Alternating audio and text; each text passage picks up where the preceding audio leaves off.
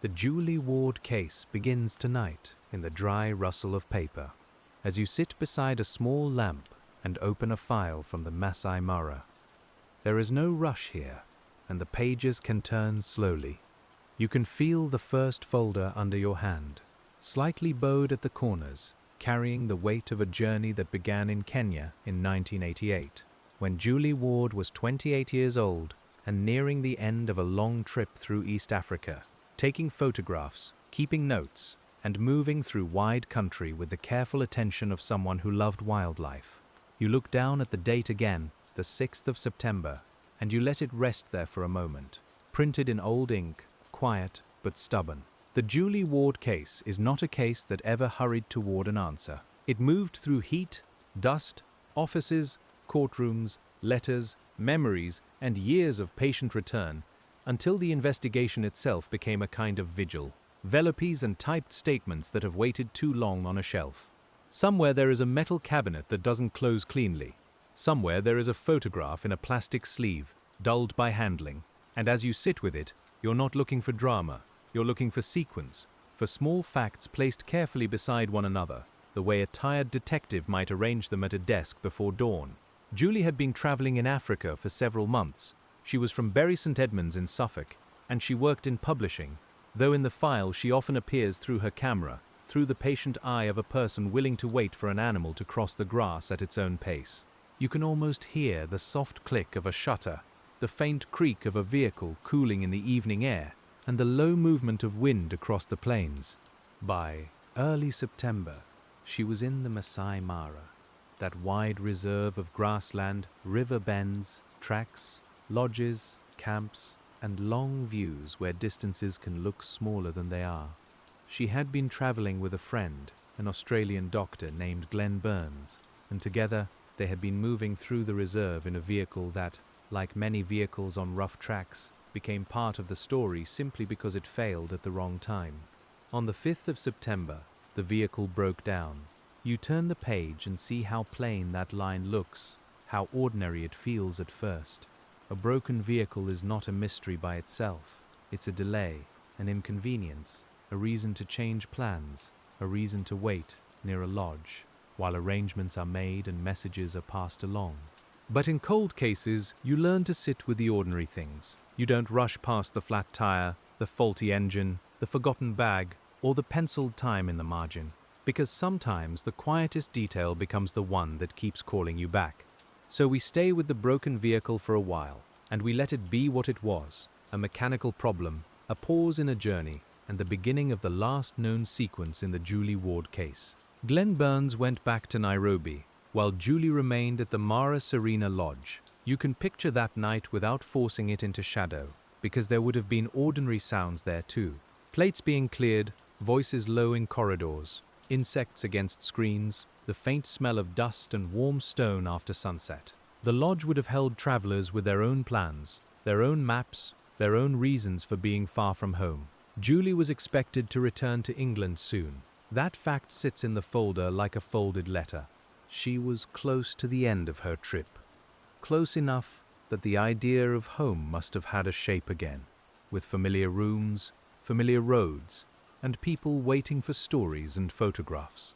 You pause over that, because every investigation is also made of what someone was moving toward. On the 6th of September, the vehicle was repaired. Julie left, intending to retrieve camping equipment from the Sand River area. It sounds practical, and it was. A person collects her things, completes the errand, and goes on with the trip. You follow that line on the page with your eyes, and the line simply stops. This is where the work begins, though at first no one knows how long the work will last.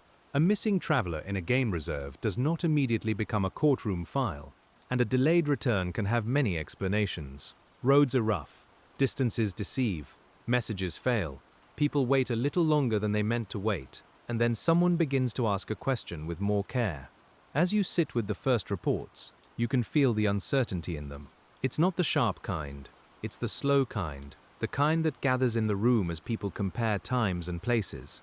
When was she last seen? Which track was she expected to take? Did anyone hear from her? Was the vehicle seen? Did she speak to anyone before leaving? The Maasai Mara itself must be treated gently in this story. It's not a backdrop designed for fear. It's a real place, inhabited and worked in, traveled through by guides, rangers, lodge staff, visitors, and people whose days were shaped by the land. In the Julie Ward case, investigators would have to read that landscape like a page, but it was never a simple page, and it never gave itself up quickly. You can imagine standing at the edge of a track in that heat, dust on your shoes, a notebook in your hand while the horizon sits open and pale under the sky.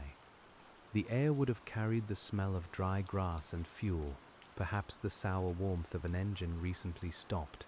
You would listen for useful things, not dramatic things. A vehicle remembered, a direction given, a remark overheard at a lodge desk. When Julie did not return, concern became action. Her father, John Ward, flew to Kenya, and from this point on the file changes in tone.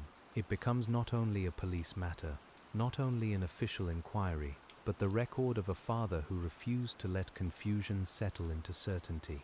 You feel that presence in the file, steady and insistent, as if his hand remained on every folder long after it was closed. John Ward searched.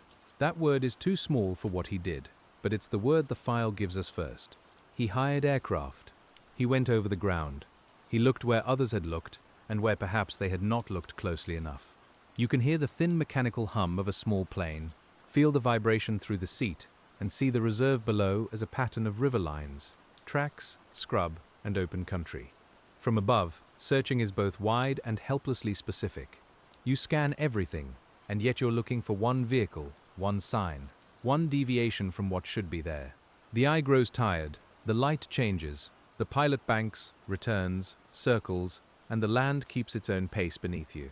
Then a vehicle was seen in a gully, near a river. We stay with that line carefully, without making it larger than the facts allow. In an investigation, a found vehicle is not an answer. It's a new page. It tells you that someone was there, or that something was left there. And it asks you to begin again from that fixed point. You can imagine the heat around the vehicle, the scrape of shoes on dry ground, the smell of dust and metal, and the strange quiet that comes when people stop talking because observation matters more. A vehicle has surfaces. It has seats, handles, storage spaces, tracks around it, marks that may or may not mean anything. It becomes a room without walls, and investigators must enter it slowly. John Ward was involved in finding the place where his daughter's remains were discovered. We will not linger on the details of that discovery, because this story is not here to wound the listener, and the file itself contains enough sorrow without being sharpened. What matters for us tonight is that the first explanations offered would not hold, and John Ward knew they would not hold. At first, officials suggested a death by misadventure, involving animals and the natural hazards of the reserve. You can see how such a conclusion might have seemed convenient on paper, especially in a landscape where danger could be imagined without much effort. But the patient investigator must separate what is possible from what is supported, and John Ward kept asking for that separation. He asked for evidence to be read again. He asked for marks to be understood properly. He asked for assumptions to be set aside. You can feel the fatigue in that kind of asking, because it has to be repeated in offices, in letters, in formal rooms, and in the minds of people who would prefer a simpler file. The Julie Ward case became, in those early days, a question about attention. Who had looked closely? Who had written down what they saw? Who had preserved what needed preserving? Who had accepted an explanation too soon? As you read, you begin to notice how a cold case can be born not only from the absence of evidence, but from the mishandling of the evidence that was once close enough to touch. You turn another page, and the texture changes again. There are official statements, medical opinions, later reviews, allegations of alteration, and the difficult path by which the death was eventually treated as murder. The language is formal, but underneath it, you can hear the same quiet struggle, a father and a series of investigators trying to make the record tell the truth as clearly as it could. In the room where you're reading tonight, the lamp makes a small circle on the desk. Beyond it, the rest of the room is soft and indistinct. That is how this case often feels. There is a circle of known things, and beyond it, a large darkness that is not theatrical, only incomplete. The known things begin simply. Julie was in the Maasai Mara. She had been traveling and photographing wildlife. Her vehicle had broken down on the 5th of September. It was repaired on the 6th. She left to collect camping equipment, and after that, the record becomes uncertain. For a detective, the next task is not to invent, it's to narrow. You ask what routes were available, who worked nearby, what lodges and camps could confirm, who saw the vehicle, who handled the first reports, and what physical traces were recorded before time and weather began their quiet work. The dust settles whether people are ready or not. Time is one of the quiet adversaries in the Julie Ward case. Heat changes things, rain changes things, movement through a scene changes things. A person walking too close, a vehicle passing over a track, a document rewritten, an item stored badly, all of it can soften the edges of what might once have been clear. And yet patience sometimes works in the other direction. A badly answered question does not disappear just because years pass. It waits in the file. It waits in the memory of someone who gave a statement. It waits in the mind of a family member who knows the official answer doesn't fit the shape of the truth. John Ward returned again and again. The number itself became part of the story over time, because his journeys to Kenya were not symbolic journeys. They were practical, costly, tiring returns to offices, police contacts, legal proceedings, witnesses, journalists, and records. You can picture passports stamped, suitcases lifted, hotel rooms entered late at night, and notebooks placed beside a bed under a foreign ceiling fan.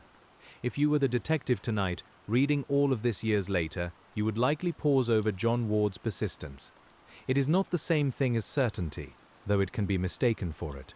Persistence is simply the refusal to let a question be closed before it has been properly answered, and in the Julie Ward case, that refusal shaped everything that followed. The investigation moved from the ground of the reserve into the ground of competing accounts. That kind of ground is harder to walk. Footprints in dust are difficult enough, but statements, motives, official pride, local politics, tourism, reputation, and fear can create a terrain just as uneven. You have to move slowly there too. Kenya in 1988 was not just a setting. It was a country with its own institutions, pressures, hierarchies, and political realities, and Julie's case became entangled with questions far larger than one missing traveler. You don't have to solve those questions tonight. You only have to understand that they affected the air around the file. The first official conclusion did not satisfy John Ward. Later examination supported the view that Julie had been killed and that the natural explanation originally suggested was not enough. That shift matters. It marks the difference between a file being closed around a convenient answer and a file being forced open again by evidence, insistence, and grief. In a quiet investigation, grief is not loud. It sits in the chair opposite you. It waits while you read. It lets you handle the paper carefully, because every page concerns a real person who was loved before she became a case name. Julie Ward was not only a name in a file. She was a daughter, a traveler, a photographer, a woman at the end of a long journey. And when you keep that in view, the investigation becomes less about intrigue and more about responsibility. You're not chasing a story, you're tending to an unfinished record.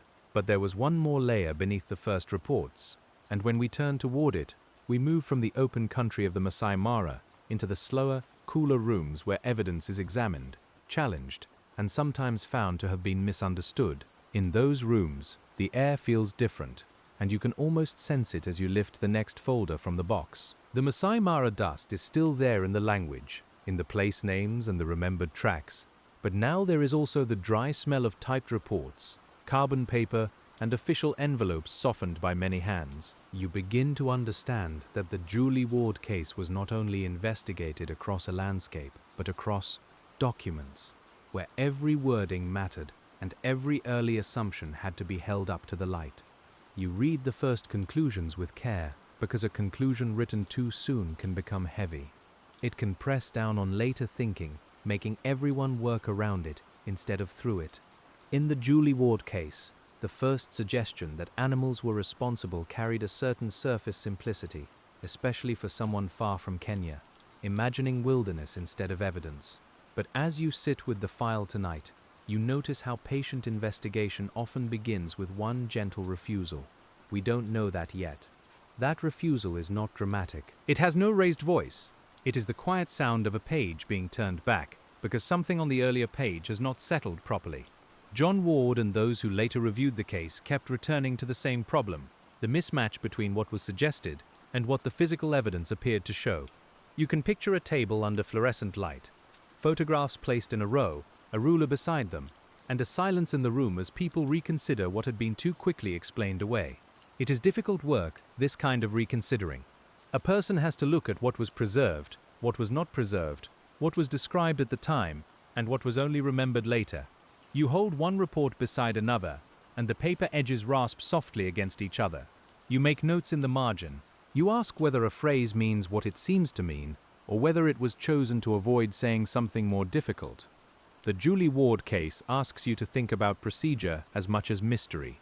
It asks you to think about who arrived first, who had authority, who took photographs, who recorded times, who moved objects, and who decided which theory belonged in the earliest version of events. Those questions can feel plain, almost administrative, but they are the bones of an investigation. Without them, even sincere effort can drift. If you sit with that idea long enough, the case becomes very human. People work under pressure. People want answers. Officials may want calm restored. Families want truth. Investigators want a line they can follow, and sometimes they inherit a line that has already been bent by haste, distance, or pride. You learn to read gently, but you don't read carelessly. The second layer of the Julie Ward case is the slow struggle over meaning. What did the vehicle's location mean? What did the condition of the scene mean? What did the medical examination support? What did later experts believe had been missed? You can hear the soft scratch of a pen as you list those questions, and the room around you becomes quieter because the work has moved from searching to weighing. At first glance, weighing evidence can seem colder than searching the land, but it has its own tenderness if you approach it properly. It means giving Julie's last known movements the dignity of exactness. It means not allowing a vague explanation to stand where careful language is required. It means letting uncertainty remain open when uncertainty is honest, rather than closing the file because closure would be easier. Across the years, John Ward pressed for that exactness. He sought second opinions. He challenged official findings. He listened to specialists, asked questions, and kept records. In the file, you can almost feel his persistence through the thickness of the paper, as if each letter added a little more weight to the box. The investigation did not move in a straight line, and he must have known that better than anyone. There would have been long waits between replies. You can imagine the sound of post arriving through a letterbox in Suffolk, the slight scrape as an envelope is picked up, the hope and dread of official stationery. Some letters would have brought movement, others would have brought delay, some would have answered one question while raising another, and in cold case work, that can become the rhythm of a life. When we look at the Julie Ward case tonight, we are also looking at what waiting can do to a person. It can exhaust them, but it can also refine their attention. A father who reads the same report for the 10th time may notice what others skimmed over. A detective who reopens an old file may see the gap that was hidden by familiar wording. You return, and the file is not quite the same because you are not quite the same. The official path grew more complicated as the years passed. There were inquiries and legal proceedings in Kenya, and there were public arguments about what had happened, what had been mishandled, and who might know more than they had said. We don't have to press those proceedings into a sharp shape tonight. It is enough to understand that they came after years of pressure, and that none brought the simple answer Julie's family deserved. You can picture the courtroom atmosphere without making it harsh. Wooden benches, papers in bundles, voices kept formal, fans stirring warm air, and people waiting for words that might finally make the record feel less evasive. Courtrooms are places where language narrows. A witness says what they remember. A lawyer asks what can be proven. A judge listens from within the limits of law. That is one of the quiet difficulties in the Julie Ward case. Knowing, suspecting, proving, and recording are not the same thing. You may feel a pattern forming as you read, and still the law may ask for something more exact, something preserved, something witnessed, something that can survive cross-examination after years have passed. Cold cases often live in that space, between what feels likely and what can be formally established. For the listener detective tonight, it is worth resting there for a moment. You can hold sympathy for a family and still respect the difficulty of proof. You can understand official caution and still question official failure. The file does not ask us to become certain beyond what the record allows. It asks us to remain attentive. Attentiveness is a humble skill. It does not arrive with trumpets. It arrives in repeated reading, in checking dates, in hearing how one witness's account sits beside another, and in noticing when a story changes shape around an uncomfortable fact. In the Julie Ward case, attentiveness meant resisting both easy wilderness explanations and easy human accusations, unless the evidence could carry them. Still, there are times when the file seems to breathe with frustration. You read about delays, about disputed findings, about lines of inquiry that appear to have faded, and you feel the heavy stillness of a case that should have been handled with greater care at the start. The paper is smooth under your fingers, but the history underneath it is uneven. You keep your voice low, because the unevenness belongs to real people. One of the most important things you learn, as you move deeper into the Julie Ward case, is that investigation is not only discovery, it is correction. It is the attempt to repair, as far as possible, the consequences of early mistakes. It is the patient rebuilding of a timeline after the first structure proved unsound, and every beam has to be tested again. You take out a fresh sheet of paper. In your mind, you write the early timeline with simple care. Julie and Glenn Burns traveled in Kenya. The vehicle broke down in the Maasai Mara on the 5th of September. Glenn returned to Nairobi. Julie stayed at the Mara Serena Lodge. The vehicle was repaired on the 6th of September. Julie left to collect her belongings near the Sand River area. Then the known trail weakened. There is a calmness in writing it plainly. Plainness protects the truth from ornament. It also helps the half-remembered facts settle into place. You can hear the faint tap of a pencil on the desk, while outside the imagined window, London or Nairobi or Suffolk or the Mara itself becomes only a soft darkness beyond the lamp. The Sand River area holds a particular place in the case. It was not just a point on a map, but one of those locations that drew investigators back because Julie's movements seemed to lead there. You can imagine the river not as an idea, but as a real line through the land, with banks, crossings, dust, vegetation, and tracks that would hold or lose marks depending on weather, traffic, and time. A landscape can remember for a while, but not forever. If you were walking that ground as part of the inquiry, your senses would be working quietly. You would feel dry grass brush against your trousers. You would hear insects, a distant engine, perhaps voices carrying strangely far in the open air. The sun would make the metal of a vehicle warm to the touch. Dust would cling to your hands and the edges of your notebook. Every place in the Julie Ward case had to be translated into testimony. A track became a direction. A lodge became a last known contact. A gully became a fixed point. A camp became a question about where equipment was stored and whether someone saw her. But translation is never perfect, especially when the first language is landscape and the second is official paperwork. That is why photographs mattered. Photographs are not pure truth, but they give the eyes something steadier than memory alone. You can imagine Julie's own photographs, made with care during her travels, resting separately from the evidence photographs created after she disappeared. One set belongs to life and interest, the other belongs to investigation. Together they remind you that a case file always contains more than procedure. The camera is a quiet presence here. Julie traveled to see and record, and later others used cameras to search, document, and argue. The same tool that can hold a lion in golden grass can also hold a tire mark, a location, a damaged object, a line of ground that must be studied later under different light. There is something deeply human in that shift. We try to keep what vanishes. As the investigation continued, the case began to acquire a second life in Britain. Newspaper reports, television attention, parliamentary questions, and public interest carried Julie's name far beyond the reserve. You can imagine a kitchen table in Suffolk, with clippings laid out, edges curling slightly, while someone tries to decide which report is accurate and which has simplified too much. Public attention can help a case, but it can also make the air around it harder to breathe.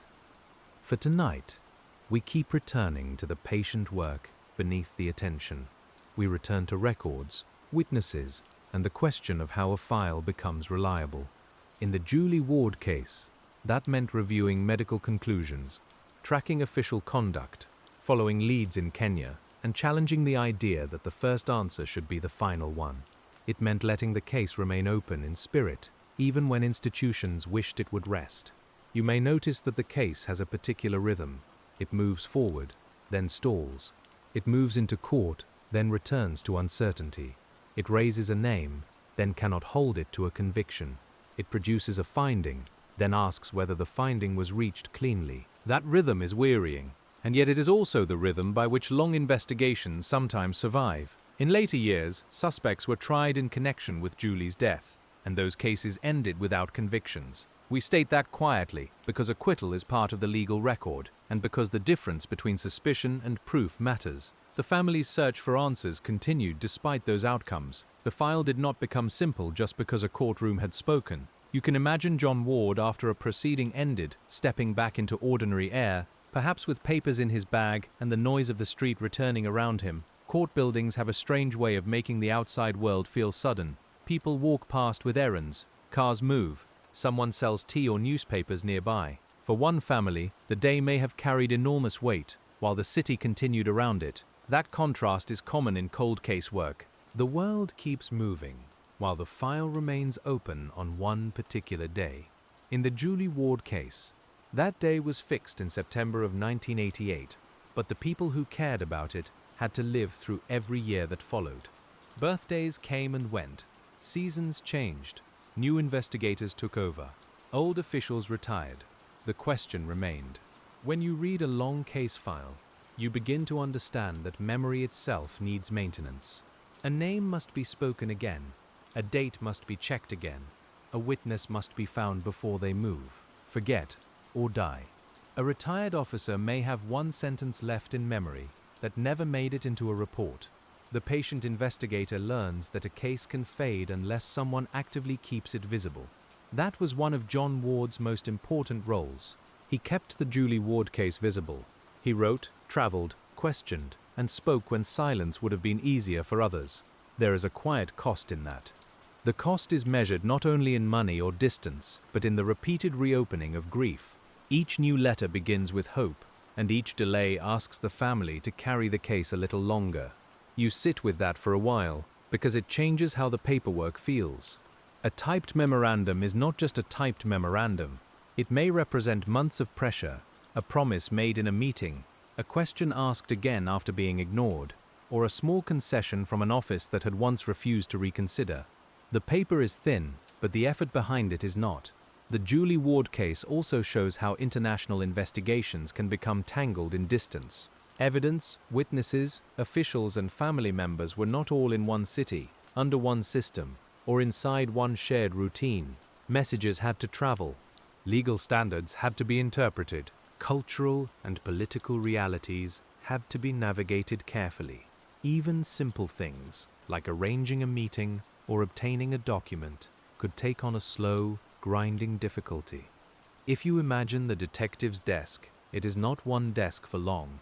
It is a desk in Kenya, then a desk in England, then perhaps a solicitor's desk, a journalist's desk, a forensic expert's desk, and a parliamentary office desk under a different lamp. The file spreads by being copied, requested, disputed, and carried. Each place adds a layer of handling. Handling changes a file. Corners bend. Notes are added. A photocopy loses clarity. A date gets misread and corrected. A witness statement becomes an exhibit. A report becomes an argument. The Julie Ward case had to travel through all these forms, and each form shaped what could be seen. This is why the investigator's patience cannot be passive. Waiting alone is not enough. Patient work means checking, asking, comparing, and returning when the first answer is incomplete. It means being willing to sit in a small office while someone searches a drawer. It means accepting that the next useful detail may be found not in a dramatic interview, but in a misfiled page with a faint stamp at the top. You can almost hear that drawer opening. Metal runners scrape, folders shift, someone says the document may not be there, and then it is. Or perhaps it is not, and the absence becomes another line in the notebook. Even an absence can matter if it shows what should have been preserved and was not. In the Julie Ward case, preservation mattered deeply. Early handling of the case was questioned again and again, and the questions were not small. They went to the heart of whether the scene had been understood, whether evidence had been properly treated, and whether official accounts were reliable. You read those questions with care because they are serious, and because seriousness asks for restraint. Restraint does not mean softening the importance of failures. It means naming them without turning them into theater. If an investigation begins poorly, the consequences can last for decades. A lost record cannot always be recreated. A contaminated scene cannot be made fresh again. A witness not interviewed promptly may carry only a blurred version of what was once clear. And still, investigators continued. That is one of the quiet facts worth noticing. Even damaged cases can be worked.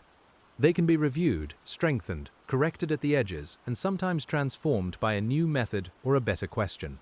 The Julie Ward case did not yield a final conviction, but it did not disappear into the first explanation either, and that difference matters. You turn another page, and now you are looking at the long afterlife of the case. By the early 1990s, the question of Julie's death had become a public matter in both Kenya and Britain.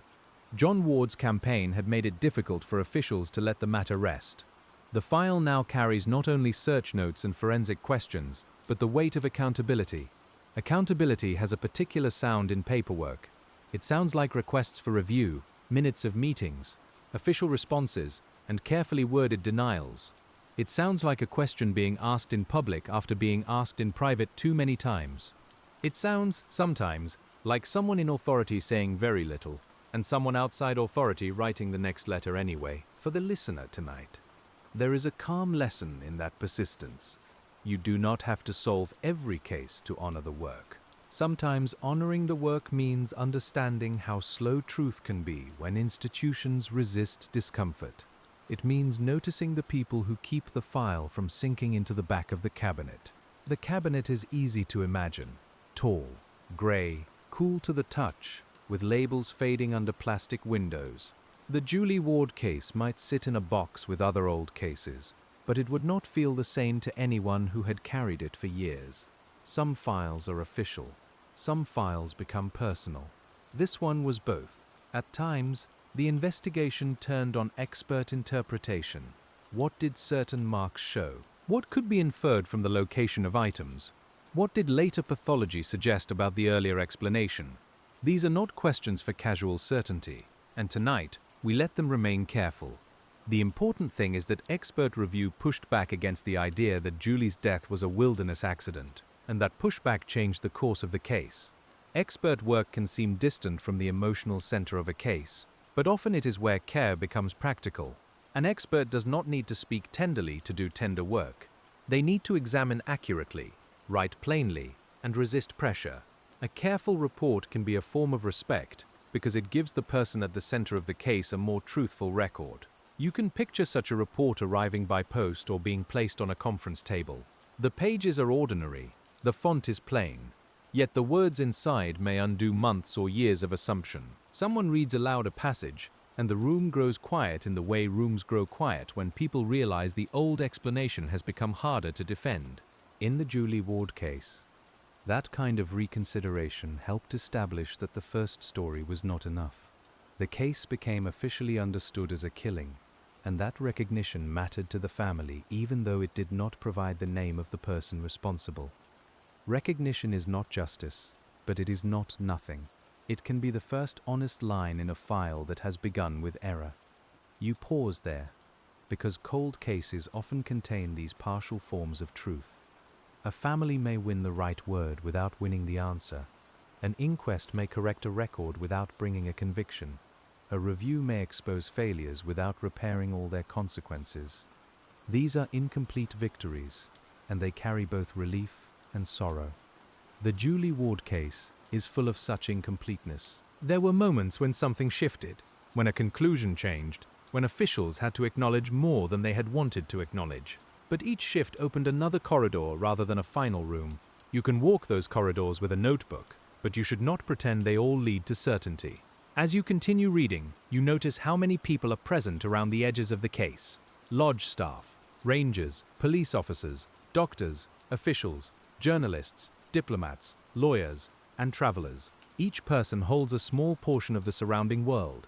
Some saw something, some handled something, some made decisions, some may have known very little and been drawn into the file because proximity itself becomes important. In patient detective work, proximity is studied gently. A person who was near a place is not automatically responsible for what happened there. A person who gave an unclear statement is not automatically hiding something. But closeness creates questions, and questions require attention. The Julie Ward case demanded that kind of attention from the beginning, and not everyone agreed on whether it had received it. You can feel the difference between accusation and inquiry as you read. Accusation closes the hand too quickly. Inquiry keeps the hand open long enough to hold several possibilities. For sleep, for calm, for truth, we choose inquiry. We let the case speak in its incomplete way, and we keep the human beings inside it from becoming pieces in a game. The Maasai Mara remains present even when the file moves into offices. It returns in place names, maps, and memories. You can almost smell sun-warmed dust again when a witness mentions a track, or hear the low idle of a four-wheel drive near a lodge entrance. The land is not being blamed, it is being read, and reading land requires humility. A track can mean many things. Fresh marks may be overwritten. A vehicle may take one route out and another route back. A person may stop for practical reasons that later become mysterious, because the person is no longer here to explain them. The investigator must resist making every uncertainty feel meaningful, while also refusing to ignore what truly matters. That balance is difficult. It is one of the reasons the Julie Ward case draws patient attention rather than quick certainty. You have to hold a missing movement, a found vehicle, disputed early conclusions, later expert views, and legal outcomes that did not settle the matter. No single paragraph can carry it all. That is why we move slowly. You might imagine, as the night deepens, a detective much older now taking the file from a shelf again. The office is quiet except for a distant radiator and the soft buzz of a light. The detective knows the main facts by heart, but still reads them, because memory can become too smooth. The page restores the roughness. There is Julie's name. There is the date in September. There is the Maasai Mara.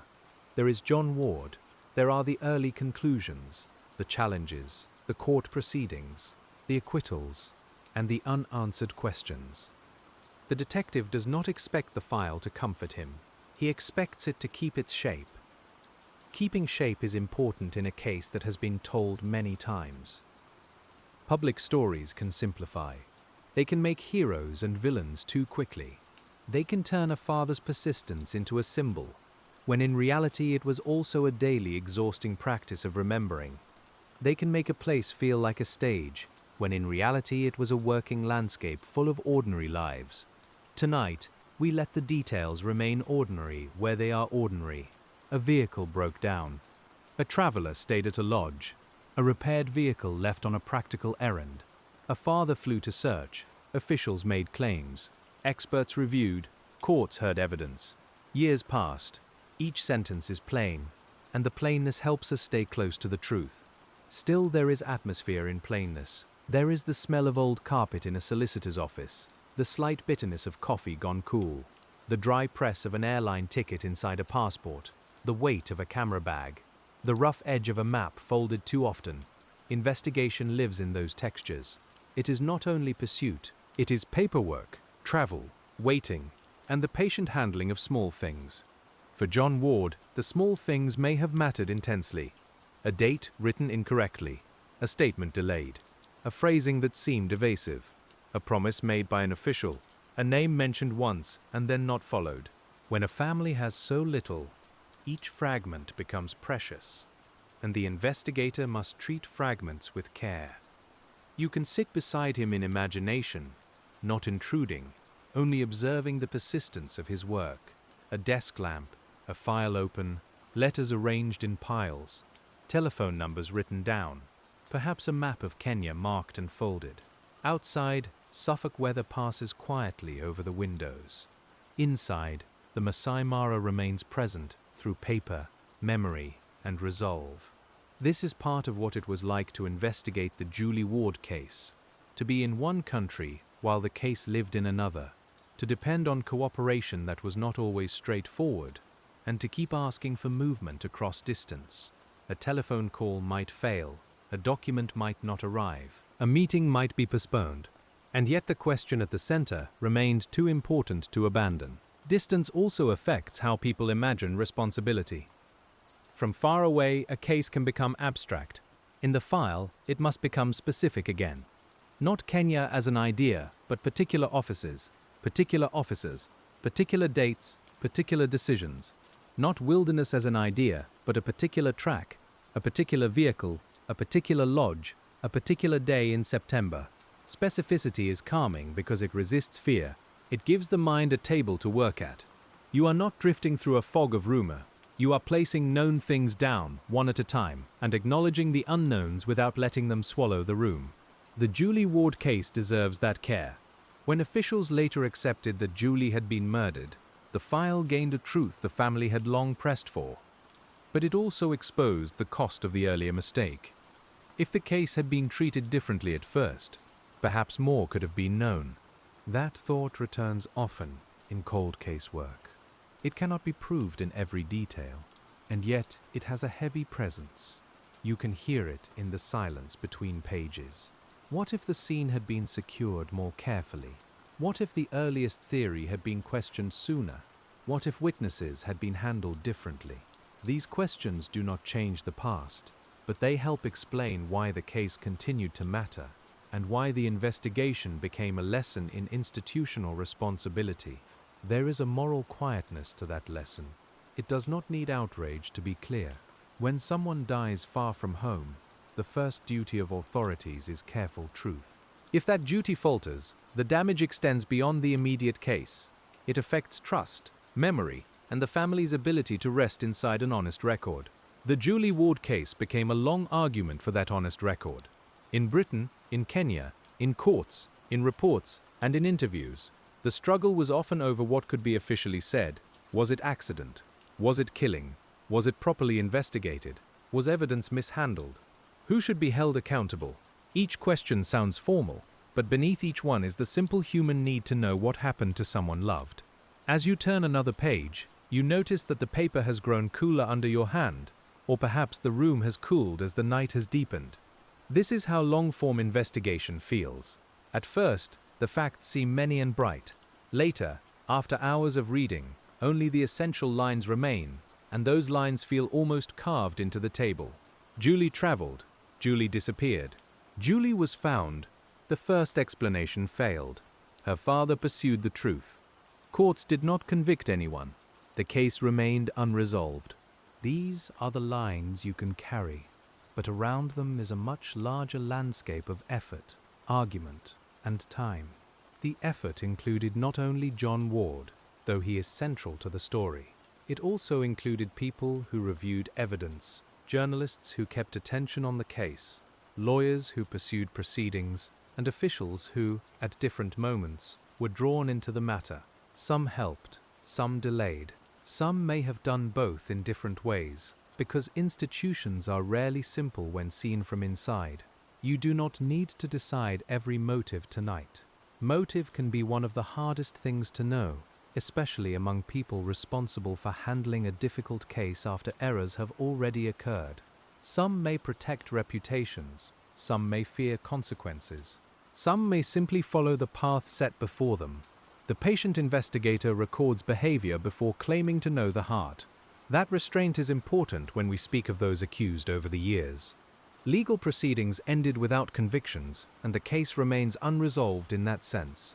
It is possible to acknowledge the family's beliefs and the official failures, while also honoring the legal fact that no person was ultimately held responsible in a final, settled way. The quiet voice must be fair, even when the file is painful. Fairness is not emptiness. It does not mean all accounts are equal. It means each claim is placed where it belongs, supported by what supports it, limited by what limits it. In the Julie Ward case, fairness allows us to say that the early animal explanation was challenged and displaced, that murder became the accepted understanding, and that the identity of the person or people responsible was never established through a conviction.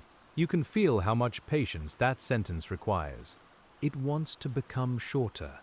It wants to become sharper. But the truth is shaped like that, careful and qualified, because the case itself never gave investigators the gift of a clean ending. The long hunt for a clean ending can become its own burden. Families may be asked to relive details in interviews. Investigators may revisit old failures. Witnesses may be approached years later, when their memories have faded and their lives have moved on. Journalists may bring attention, but attention can arrive with simplification. Every return to the case opens something and risks something, yet without return, the case would have settled into the wrong story. That is why the Julie Ward case remains a powerful example of patient detective work. It shows how persistence can change the official record, even when it cannot complete the whole truth.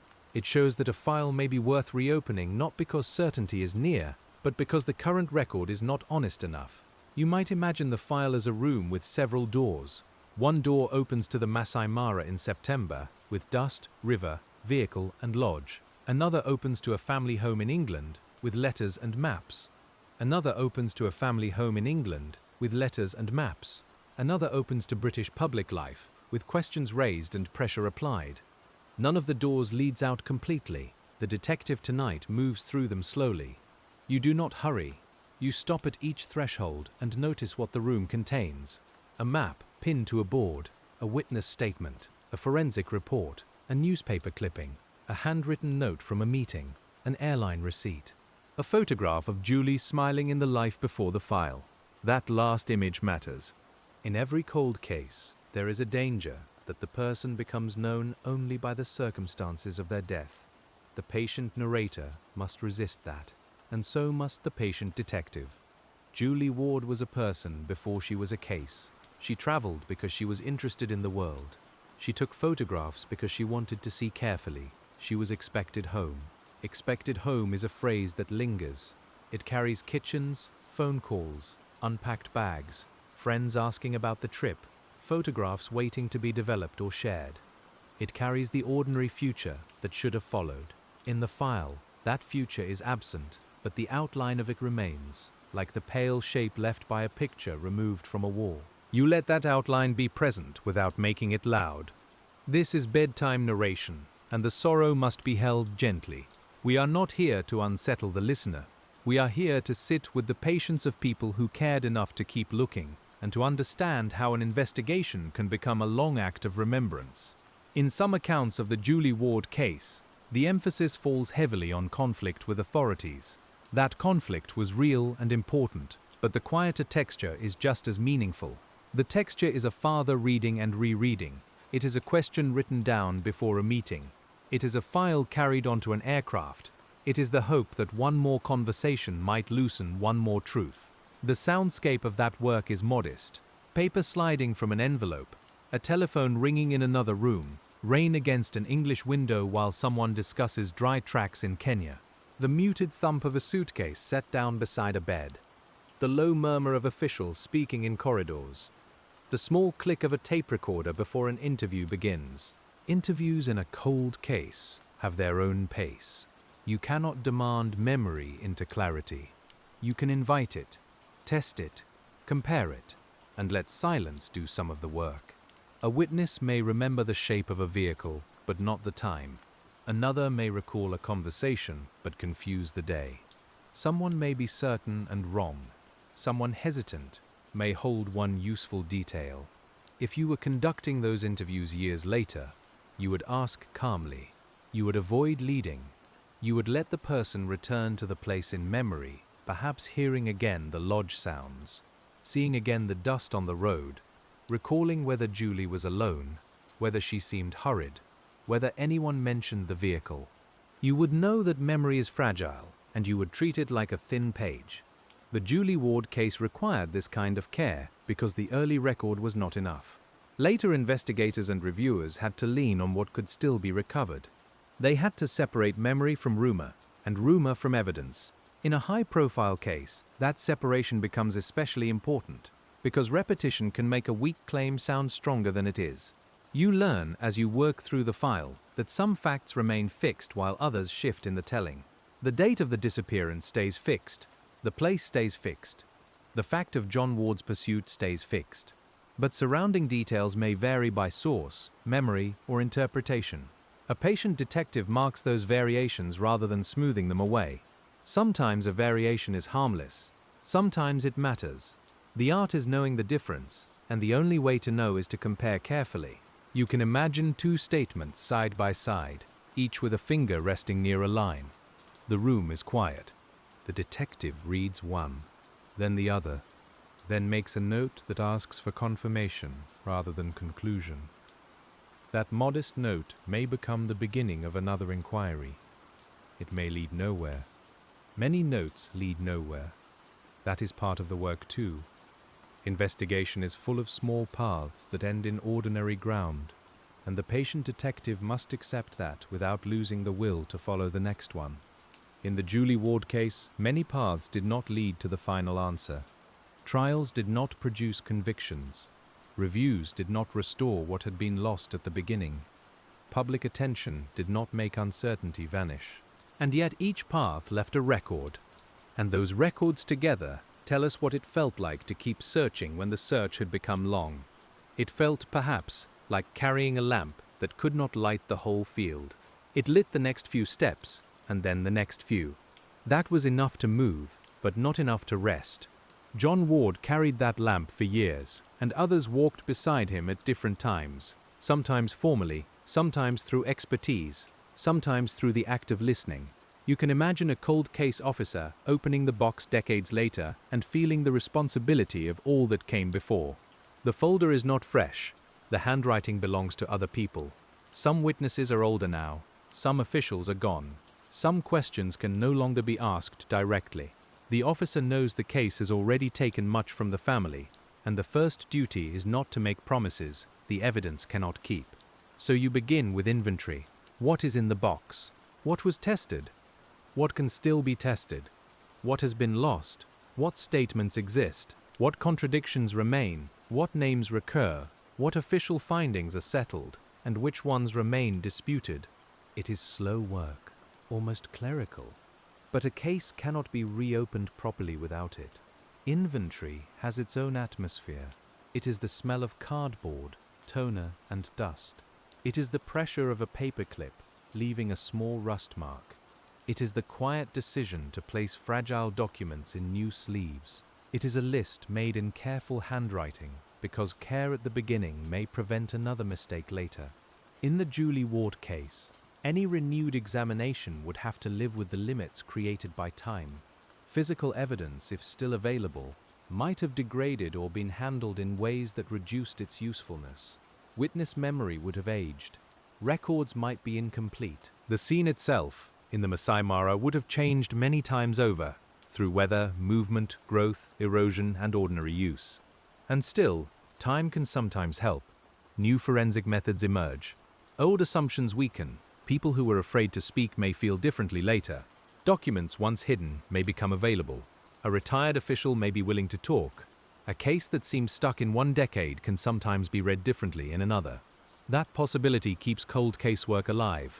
It is not hope in the bright, simple sense. It is a quieter hope, disciplined by evidence, aware of disappointment and patient enough to wait for a method or a witness that did not exist before. In the Julie Ward case, that kind of hope was present whenever the file was reopened, reviewed, or questioned again. As you sit with the file tonight, you may feel how much of investigation is listening to what remains, not only listening to people, but listening to documents, silences, inconsistencies, and the shape of delay. A missing report has a sound. A changed statement has a sound. An early conclusion, repeated without support, has a sound. The detective learns to hear them. There is no need to make those sounds ominous. They are simply signals. A quiet investigator follows signals the way a careful walker follows stones across water, testing each one before trusting weight to it.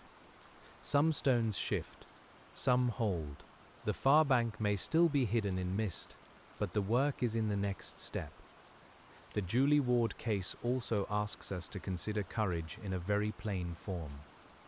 John Ward's courage was not the noisy kind. It was paperwork courage, travel courage, meeting courage, the courage to be told no and return with another question. It was the courage to keep Julie's name attached to a demand for truth, even when officials, fatigue and time might have preferred silence. That kind of courage can look repetitive from the outside. Another letter, another trip, another interview, another request. But repetition is often how difficult things move. A door that will not open to one knock may open to the 10th, not because the 10th is magical, but because persistence changes the conditions around it. You see that in the history of the case, the first explanation did not remain untouched. The death was later treated as murder. Proceedings followed. Public awareness grew. Those were changes, even if they did not complete the search. They show that sustained pressure can move the record, though it cannot always deliver the answer a family longs for. A detective reading tonight would be careful not to confuse movement with resolution. Movement matters, but it is not the same as rest. The Julie Ward case moved for years through inquiries, public attention, and legal efforts. But it did not settle into the kind of certainty that lets a file close with confidence. It remained unfinished. Unfinished cases have a particular way of inhabiting time. They are not only in the past, because every unanswered question reaches forward. They are not fully present either, because so much of their evidence belongs to a day that cannot be revisited intact. They live in a middle place, and the investigator learns to enter that place with humility. You can feel that humility in the way we keep returning to the known timeline. It steadies us. It keeps us from drifting into invention. Julie was in Kenya. She was in the Maasai Mara. She left after her vehicle was repaired. She did not return. Her father searched. The early explanation was challenged. The case became one of murder, and the answer remained beyond reach. Around those lines, you can place texture.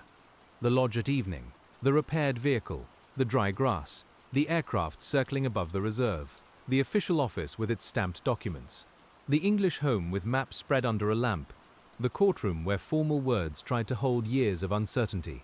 Texture makes the case human, but the lines keep it honest. As the years passed, Julie's name became linked with her father's campaign. That is understandable, because John Ward's persistence was extraordinary. Yet tonight, you might also let Julie's own life come forward again. She was not only the reason for the investigation, she was a woman who had chosen to travel, to look closely at animals and landscapes, and to carry a camera into places she wanted to remember. There is a softness in that image. A camera strap across a shoulder, dust on boots, a notebook in a bag, light changing over the reserve, plans for the next leg of a journey. These are not clues in the narrow sense, but they help restore proportion. The file exists because a life was interrupted, and the life matters more than the file. Still, the file is what remains for the investigator. It is the tool we have. So we return to it, with its pages in uneven order, its old terms, its official phrasing, and its painful gaps. We don't ask it to become more than it is. We ask it to tell us what it can. One page may concern the search. Another may concern the vehicle. Another may concern expert findings. Another may concern legal proceedings. Another may simply contain a letter asking for action. The rhythm is not narrative in the ordinary sense. It is archival, and archival rhythm has its own lullaby. Request, reply, note, review, delay, return. You may find that rhythm soothing, not because the subject is easy, but because the work is patient. The mind follows the papers from hand to hand, country to country, year to year. Nothing leaps, nothing shouts. The case moves through the slow mechanisms by which people try to correct what has gone wrong. At times, the file must have felt impossibly heavy to those closest to it, but to investigate is to divide heaviness into tasks. Today, find this witness. Tomorrow, compare these statements. Next week, request that report. Next month, travel again. A person cannot carry the whole unanswered thing at once, so the work breaks it into pages. That is something you can carry into the night. The unanswered thing is large, but the page is small. You turn one page, then another. You mark one fact, then another. You let the rest wait without pretending it has disappeared. In the Julie Ward case, the page we turn now leads back toward Kenya because the case could never be understood fully from England alone. The land, the authorities, the witnesses, and the earliest decisions were there. Any serious inquiry had to return there in body or in records. And John Ward did so again and again, placing himself near the source of the first questions. Imagine arriving in Nairobi with the case already in your luggage before you collect your bag. The air is different as the airport doors open. There is heat, traffic, voices, the smell of fuel, and the fatigue of travel. Somewhere ahead are meetings, requests, perhaps resistance, perhaps one official willing to help quietly. You are far from home, but the question has traveled with you. From Nairobi, the mind moves back to the Mara. The road journey itself can feel like a passage between kinds of knowing. In the city, the case is paperwork. On the road, it begins to regain distance, dust, and scale. By the time the reserve opens around you, the file's place names become visible ground again. A detective learns something by being in the place, even years later. Not proof, necessarily. Proof needs more than feeling, but place corrects imagination. It shows how far one point lies from another, how light falls at a certain hour, how tracks divide, how a driver might choose a route, how easy it is to miss a turning or to be seen from a lodge road. The body understands what a map flattens. In the Julie Ward case, the relationship between map and ground mattered. The location of the vehicle, the direction of travel, the Sand River area, the lodge, and the search patterns all belong to real distances. You can trace them on paper, but the paper is only a quiet rehearsal for the land itself. On the ground, the distances have heat. Heat affects memory too. A witness recalling a hot day may remember fatigue, glare, thirst, the inconvenience of a breakdown, or the ordinary irritation of delayed plans. These human details can help anchor recollection, but they can also blur it. The investigator asks gently, because force can make a person supply certainty where none remains. You might ask what time they saw the vehicle. You might ask where the sun was. You might ask whether they had eaten, whether they were working, whether anyone else was nearby. You are not looking for poetry in the answer. You are looking for anchors, a mealtime, a radio call, a shift change, a lodge departure, anything that can hold a memory in place. The Julie Ward case required many such anchors, and some were stronger than others. That is common in investigations stretching across years. Early anchors may be missed, later anchors may be reconstructed. The detective must note the difference. A record made on the day carries one kind of weight. A memory recovered years later carries another. Both can matter, but they do not matter in the same way. That distinction is one of the calm disciplines of detective work. You don't discard a later memory simply because it is late, and you don't accept it simply because it is vivid. You place it beside the rest, and you let the pattern emerge only as far as it honestly can. In the Julie Ward case, patterns emerged, but certainty did not. That is why the story continues to be retold as an unresolved investigation rather than a solved crime. It contains enough evidence to reject the first simple explanation, enough concern to sustain decades of pursuit, and enough gaps to prevent the final line from being written. For a sleep listener, that incompleteness may feel like a file left open on the desk. We leave it open because that is the truthful posture. The pages do not need to be forced shut. They can rest under the lamp with a pencil laid across them, while the night deepens and the work waits for another morning. In cold case work, waiting is not abandonment when someone intends to return. John Ward intended to return for many years. His campaign became one of the best-known examples of a family refusing an inadequate official answer. He did not merely grieve in private, though private grief must have been there. He converted grief into inquiry, and inquiry into public pressure, and public pressure into changes in the official understanding of Julie's death. That transformation took endurance. It also took the willingness to live repeatedly inside difficult details. You can imagine how tiring that would be. How every new article or meeting might reopen the same wound, and yet how silence might have felt worse. For some families, action is not a cure. It is a way of remaining faithful. Faithful is the word that comes to mind as the folder grows thicker. Not certain in every claim, not victorious in every effort, but faithful to the central demand that Julie's case be treated with seriousness. Faithfulness can be quiet, but it is not weak. It stays when attention fades. The public may drift away from an old case. Newspapers move on. Officials change posts. Witnesses move house. A new generation hears the name without remembering the first reports. But a family remembers in full time, not headline time. That difference is everywhere in the Julie Ward case. Headline time is brief. Family time is continuous. Investigation time lies somewhere between them, stretched by procedure, delayed by institutions, and renewed by persistence. Tonight, as you sit with the case, you can feel those three clocks ticking at different speeds. The newspaper clock, the official clock, and the private clock beside a father's desk. The official clock can be the slowest when accountability is uncomfortable. Requests may take months. Reviews may be promised and delayed. Files may be unavailable, incomplete, or disputed. A person outside the system has to learn the system's language just to keep pushing. John Ward learned that language because he had to. He became, in effect, an investigator of the investigation. That is one of the defining features of the Julie Ward case. The question was not only what happened to Julie, but how the authorities responded after she was found. The second question did not replace the first. It grew around it, because failures in response could affect whether the first question would ever be answered. Investigating an investigation is delicate work. You look at decisions made under pressure, but also at decisions made after pressure should have eased. You ask whether errors were honest, negligent, or something worse. You examine not only evidence but conduct, not only facts but the path by which facts were accepted or dismissed. It is slow, uncomfortable, necessary work. The paper trail becomes crucial there. A statement made publicly may be compared with a private memo. A report's date may show whether an official knew something earlier than they acknowledged. A missing record may raise questions about record keeping or about more deliberate avoidance. You do not assume too much, but you note what the paper allows you to note. This is where the file rule becomes almost as important as the reserve. Shelves, archives, boxes, stamps, signatures, receipts, and indexes become part of the landscape.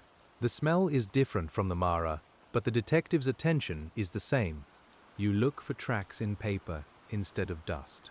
Paper tracks can last longer, but they can also be obscured. A photocopy may be faint.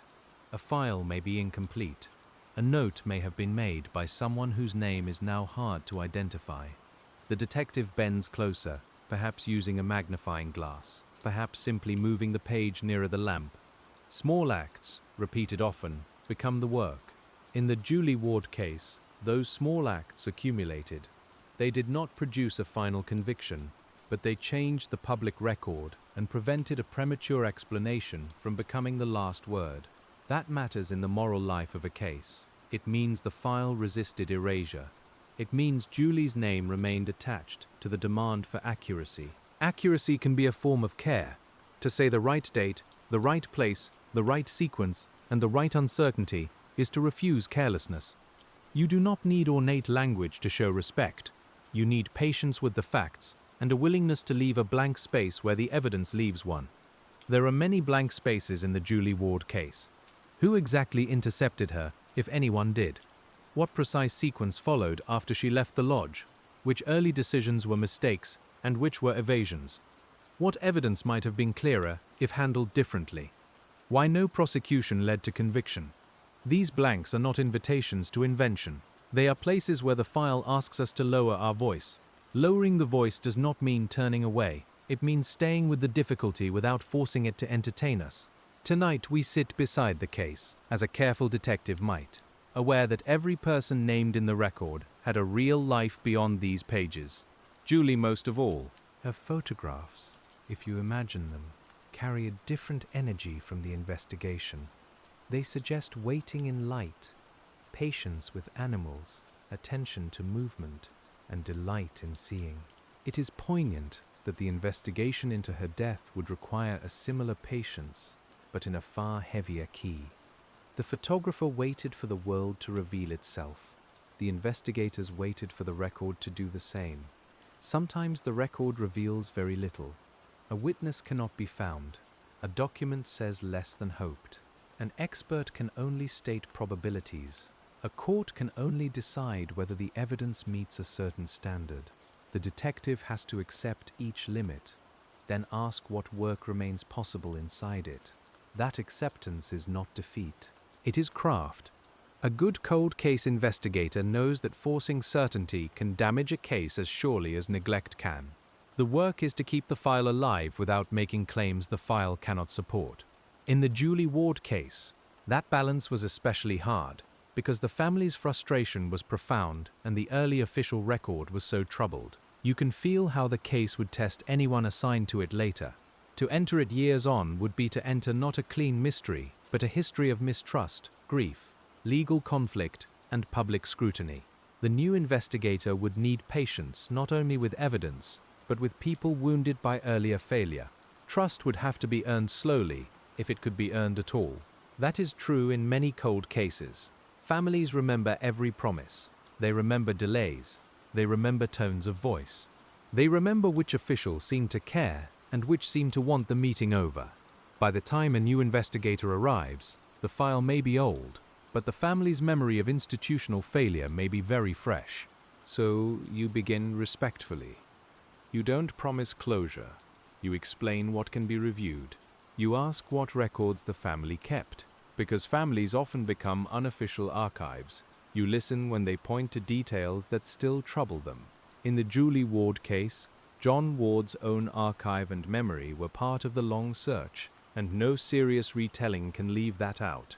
The family archive may have contained copies, letters, notes, names, press cuttings, and personal reflections. It may have carried its own order, shaped by years of effort rather than official filing rules. Such an archive can be deeply valuable because it preserves the persistence around the case, not only the case itself. It shows which doors were knocked on, which opened, and which remained closed. You can imagine opening one of those family folders. The paper may smell faintly of a home office rather than a police room.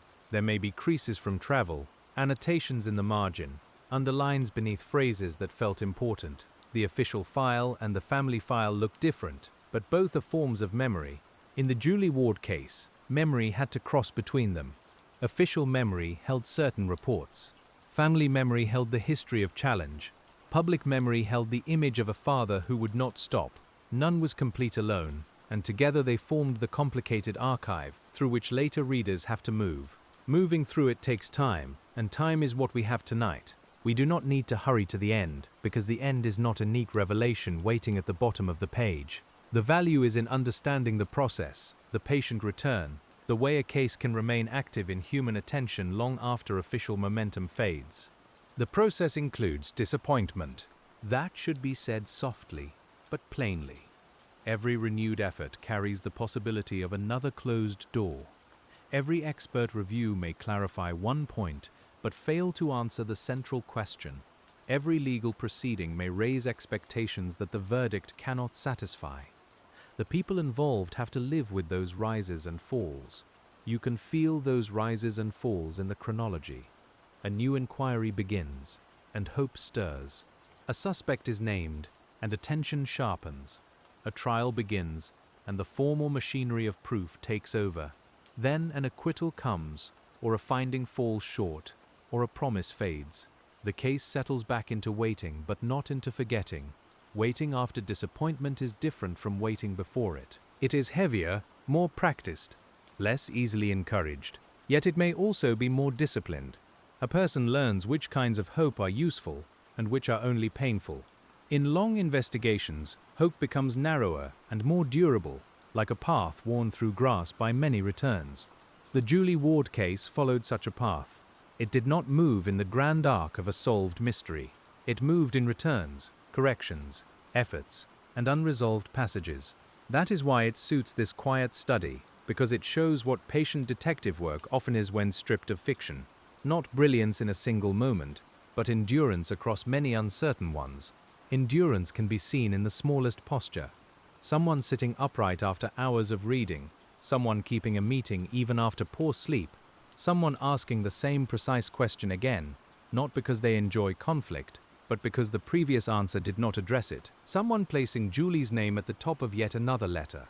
The letter might begin formally, it might refer to previous correspondence, it might ask for clarification, documents, cooperation, or review. But beneath the formal language is the same human sentence, "My daughter mattered," and the truth still matters.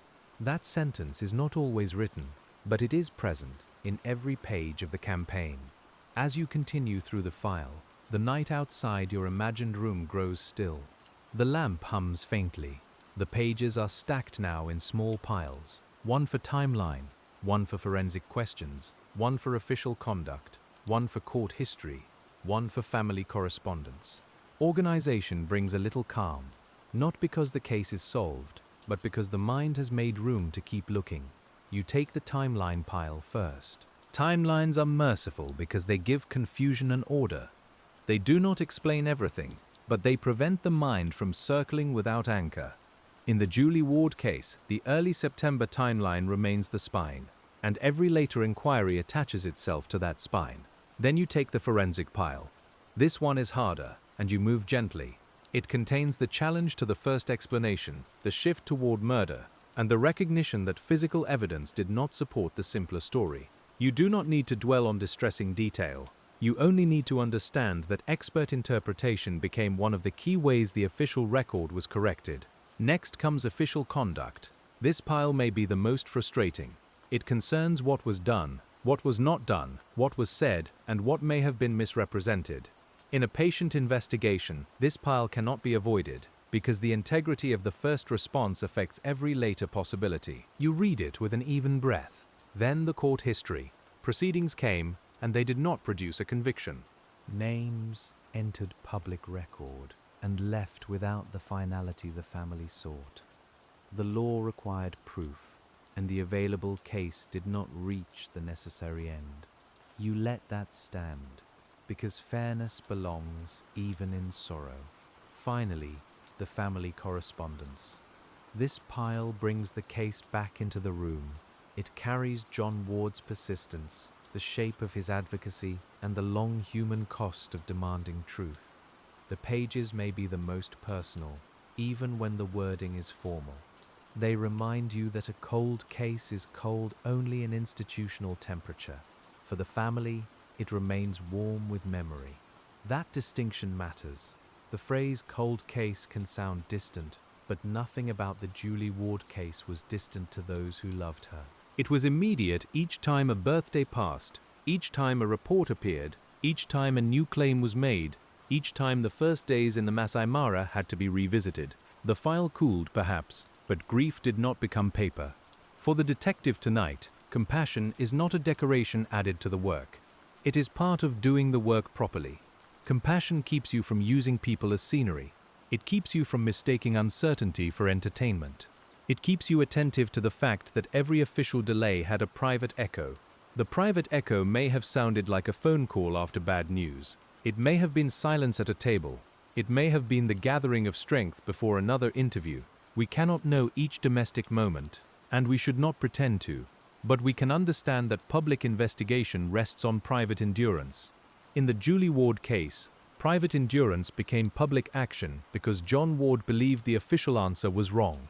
That belief was vindicated in an important sense when the death was no longer treated as an animal-related accident, but as murder. Yet vindication without full resolution is a complicated gift. It says you were right to question, but it does not give back what was lost, nor does it name the responsible person in a final way. You can sit with that complication. It does not need to be solved by language. Many families in long investigations live inside similar contradictions.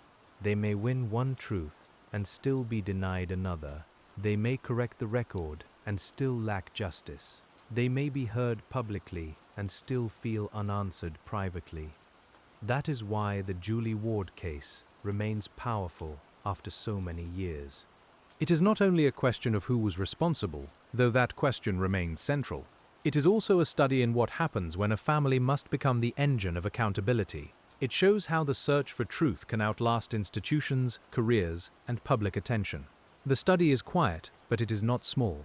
You can feel its scale in the years alone. From 1988 onward, the case moved through decades of pressure, review, and unanswered questions.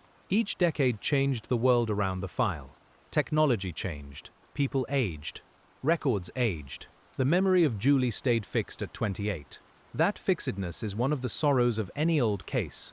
Everyone else moves forward, but the person at the center remains at the age they were when the record broke.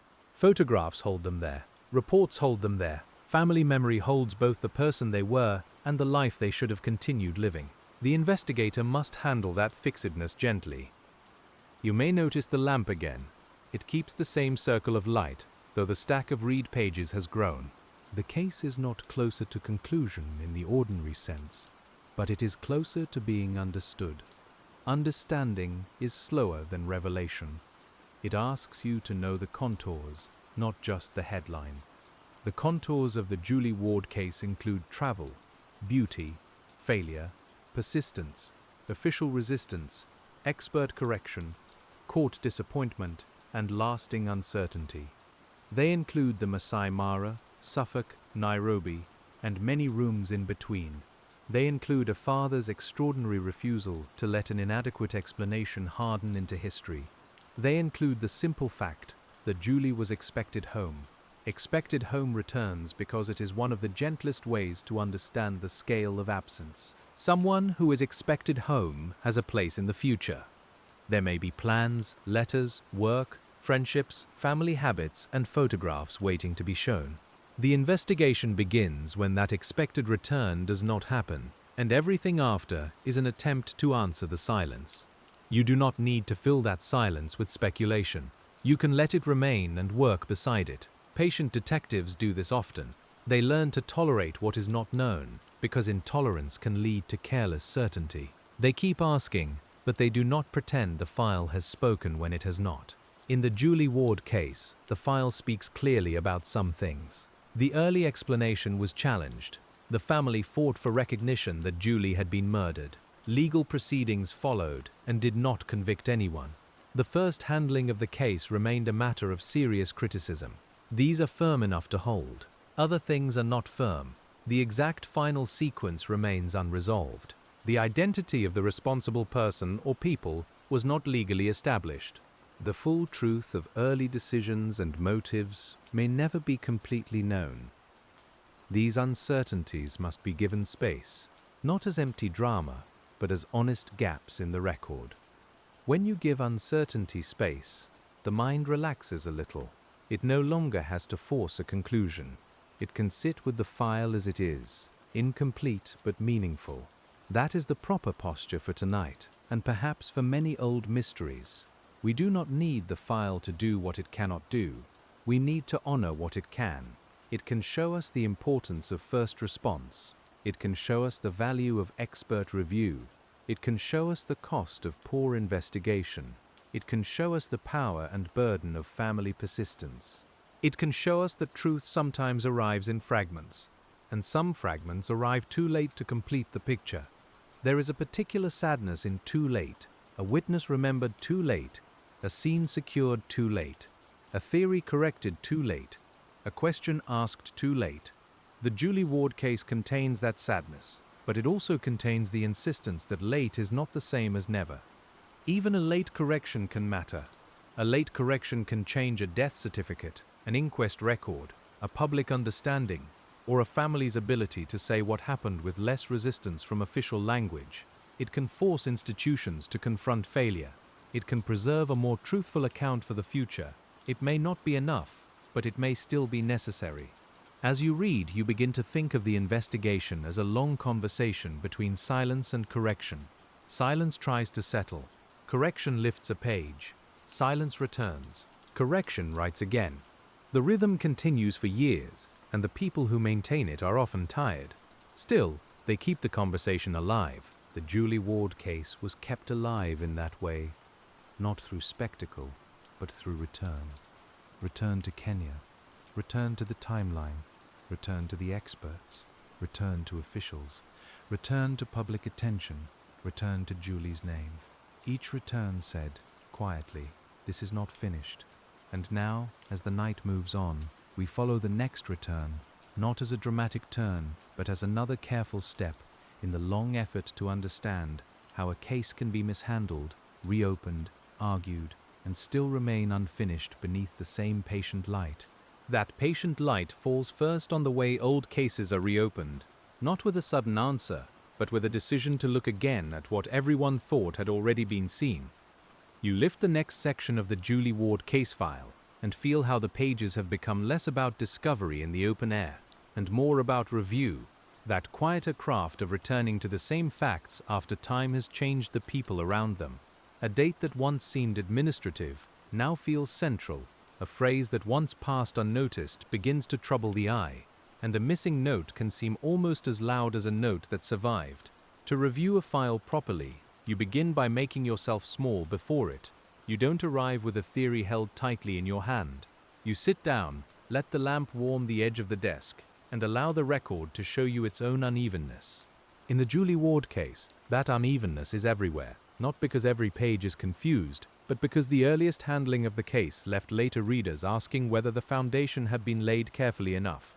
A foundation in an investigation is made of first observations. It is the first person who sees the vehicle, the first person who records the place, the first person who writes down what is missing, what is present, and what should not be touched. It is the first medical opinion, the first official explanation, the first statement taken from a witness while memory is still close to the event. You can almost hear the pencil moving across a notebook, and in that small sound you hear the future of the whole case being shaped. If that first notebook is thin, or hurried, or guided by an assumption, the later investigation inherits the thinness. This is one of the lessons that makes the Julie Ward case so quietly instructive.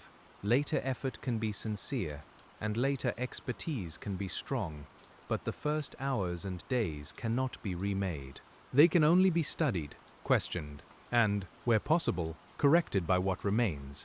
You sit with that thought for a while, because it has a calm sadness in it. Cold case work is often the art of doing your best with what others left behind. A later detective may be careful, fair, and deeply committed, but they still have to work with old photographs, aging memories, disputed accounts, and documents written before anyone knew how important a small phrase might become.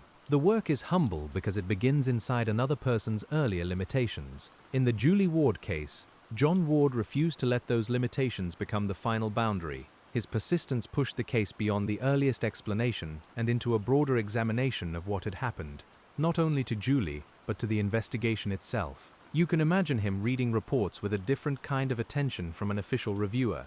For him, every unclear sentence was not a technical defect. It was a door that might still open. That kind of reading is exhausting. The eyes move down the page, and the mind moves back across years. You read a line about the Maasai Mara, and suddenly you are not in Suffolk or London or Nairobi, but back in heat and dust, trying to imagine whether the official words match the physical world they describe. You read a phrase about an animal explanation, and the page resists you, because later conclusions made that early confidence harder to understand. So you make a note, not a dramatic note, just a careful one. Why was this conclusion reached? Who examined the scene before that conclusion was accepted? What evidence supported it? What evidence complicated it? Who challenged it first? In an old case, questions like these become a form of respect, because they refuse to let any person disappear inside poor wording. The more you read, the more you notice that the Julie Ward case is not simply a mystery of one September journey. It is also a mystery of institutional behavior. It asks why certain explanations were preferred, why certain questions took so long to receive serious attention, and why a grieving father had to become so persistent to alter the official understanding. These are not soft questions, but they can be asked in a soft voice. A soft voice can carry difficult truth. It does not need sharpness to be steady. Tonight, as you follow the file, you keep that steady voice beside you, because the people in these pages deserve neither sensationalism nor forgetfulness. Julie deserves to be remembered as more than an unresolved death.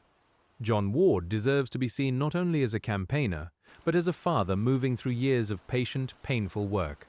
The next section of the file brings you toward formal findings, hearings, and the language of law. The room changes again. You leave the open reserve and the paper-heavy campaign desk, and you enter spaces where people speak in prepared sentences. The air may be warm, the bench is hard, the papers tied with ribbon or stacked in folders, and the words carefully chosen because legal language does not move at the speed of grief. In any legal setting, a case becomes narrower. It has to. Feelings are not excluded, but they are translated into admissible forms: testimony, exhibits, expert reports, procedural history. You can feel the translation happening as you read. The Julie Ward case, so wide in life and memory, becomes a series of questions a court can answer, and many questions a court cannot. This narrowing can frustrate families. A courtroom may refuse to say what a family feels sure of, not because the family is wrong to feel it, but because legal proof has its own hard threshold. You may read a verdict and feel the gap between moral certainty and legal certainty. The gap is not empty. It is filled with standards, evidence rules, lost time, and all the ways the early investigation affects what can later be proved. The Julie Ward case passed through that difficult gap more than once. Proceedings in Kenya brought accusations into formal view, and they ended without convictions. You let that fact sit in the room without forcing it toward either comfort or anger. It is part of the case's record. It means the legal system did not establish guilt against the accused, even as the family's questions and criticisms remained alive. For a patient detective, such outcomes do not end the thinking. They change its shape. After an acquittal, the file cannot simply pretend the proceeding did not happen. It must ask what was tested, what was rejected, what evidence was too weak, what questions remained, and whether any paths still exist that do not ignore the result. Law is one kind of truth-making, but not the only way a family experiences truth. You can imagine leaving a courtroom after such a day. The air outside is brighter than expected. Papers shift inside a bag. People speak in low voices, or do not speak at all. The city continues with its ordinary errands, while inside one small group the case has changed again without ending. That is one of the quiet cruelties of unresolved investigations. They keep changing without resolving. The file records change in formal ways: dates, rulings, statements, reviews. But the human body records it differently. A father grows older. The voice on the telephone becomes more tired. The trips become harder. The folders become more numerous. You can feel the weight of them now, not as a metaphor only, but as actual paper. Enough to fill boxes, shelves, suitcases, and years. When we return to the Julie Ward case through those boxes, we return to a question that never really leaves. What would a careful investigation have looked like from the beginning? You don't ask this to blame every person who touched the case. You ask it because the answer teaches us how cold cases become cold. Some mysteries are hard because the truth is deeply hidden. Others become harder because early care was not enough. A careful beginning would have secured what could be secured. It would have recorded the scene fully. It would have avoided premature explanation. It would have preserved physical traces, documented the vehicle, taken witness accounts promptly, and treated uncertainty as a reason for more work rather than as a space to be filled by assumption. These steps sound ordinary, and that is exactly why they matter. Ordinary diligence is the backbone of detective work. It is not glamorous.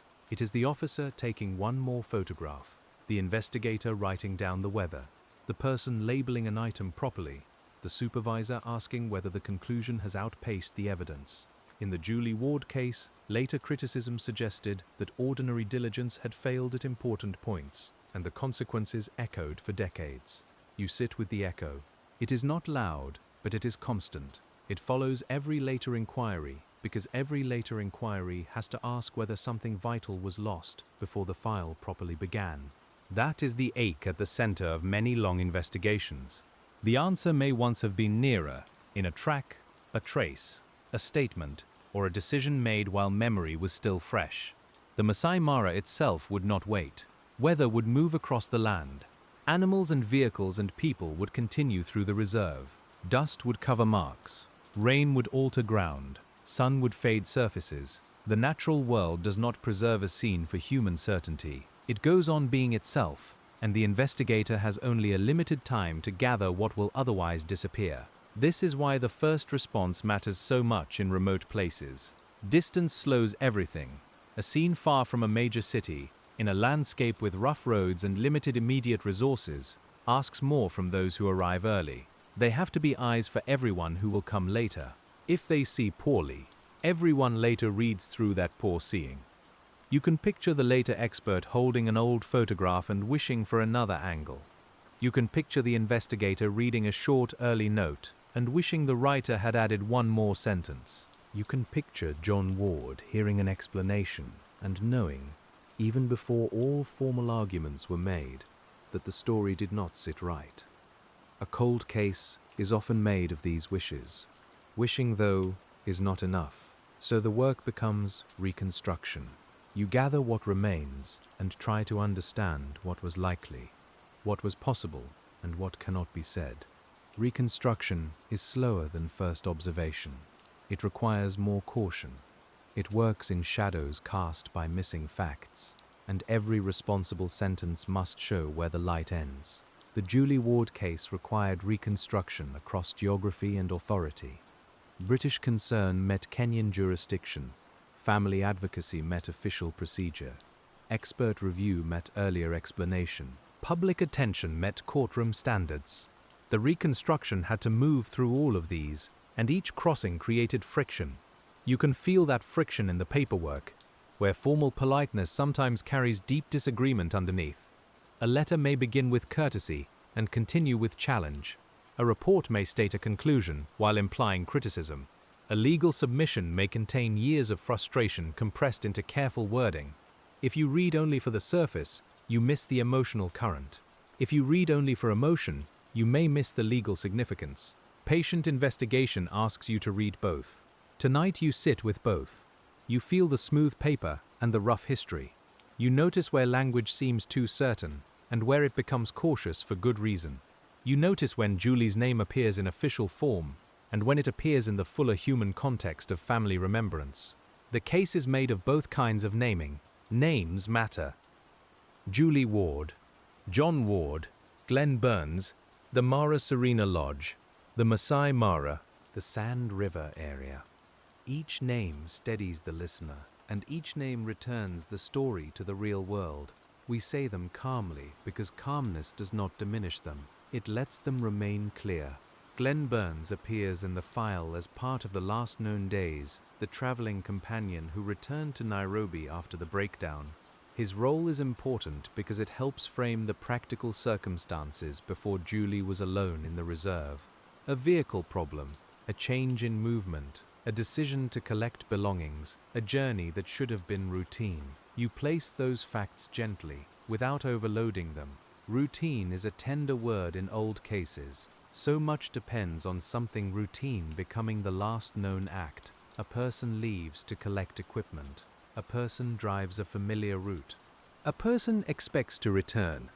The ordinariness remains even after the outcome becomes extraordinary, and it is important not to erase it. Julie's last known movement was not a staged moment in a drama. It was part of travel, logistics, and ordinary intention. You can almost feel the practical texture of it. Keys in hand, vehicle repaired, camping things to collect, light across the road, dust rising behind tires, perhaps a mental list of what needed doing before leaving the reserve. Investigation must respect that practical world, because it is the world Julie was living in before the file began. After she disappeared, practical work took over for others. Search areas had to be chosen, aircraft arranged, people questioned, reports made. The search itself had its own sensory life, engine noise, map creases, heat through a windscreen, the taste of dust, the strain of looking too long at too much ground. Searching can be physically tiring in a way that paperwork later disguises. You might imagine the aircraft search again, because it remains one of the case's enduring images. From above, the reserve would open into patterns, tawny grass, darker river lines, scattered trees, pale tracks. The eye would seek anything that broke the pattern: a vehicle shape, a flash of color, an unnatural angle. The mind would hope to find and fear to find at the same time. That tension is not melodrama. It is the honest emotional position of a searcher. You want the clue because the clue may answer the question. You fear the clue because it may confirm the loss. John Ward lived inside that position during the search for his daughter, and later in the long search for truth. Each answer carried pain, and each lack of answer carried pain too. In the file, the found vehicle becomes an anchor. Its location had to be understood. Its condition had to be recorded. Its relationship to Julie's movements had to be established. A vehicle in a gully or near a river is not only an object, it is a fixed point from which possibilities spread outward and backward. The detective returns to it often. You return to it tonight with care. You do not imagine more than the record permits. You simply picture metal under sun, dust on surfaces, tracks nearby if they survived, and people approaching with the heavy awareness that this was now evidence. Every handle, seat, mat, and item could matter. Every disturbance could matter. Evidence asks people to slow down. Slowing down at a scene is harder than it sounds. People are anxious. People want to know. People step closer. Someone speaks. Someone points. Someone moves around for a better view. In a remote place, the formal scene boundary may be less controlled than it would be in a city. That is why training and discipline matter, and why later criticism often returns to those first movements. The Julie Ward case invites you to imagine the scene not as a fixed photograph, but as a place affected by arrival. The first searchers changed the ground by being there. Later searchers found what earlier searchers left. The vehicle itself may have been approached, examined, or moved in ways that later readers had to account for. Every action becomes part of the scene's history. A detective reconstructing this must ask when each action occurred. Who arrived first? Who saw the vehicle before others did? Who took charge? Who wrote down the condition? Who told whom? These are sober questions, and they can feel repetitive, but repetition is how a reliable chronology is built. You ask until the timeline either holds or shows where it cannot. In the Julie Ward case, timelines are complicated by distance, communication, and the early handling of the death. Still, you can build the broad shape, and the broad shape matters. It shows how swiftly the first explanation formed, how strongly it was later challenged, and how the case shifted under pressure. A broad shape is not enough for conviction, but it is enough for historical understanding. Historical understanding is one of the quiet gifts of retelling the case. We are not gathering evidence tonight for a courtroom. We are understanding what it was like to investigate, to wait, to question, and to return.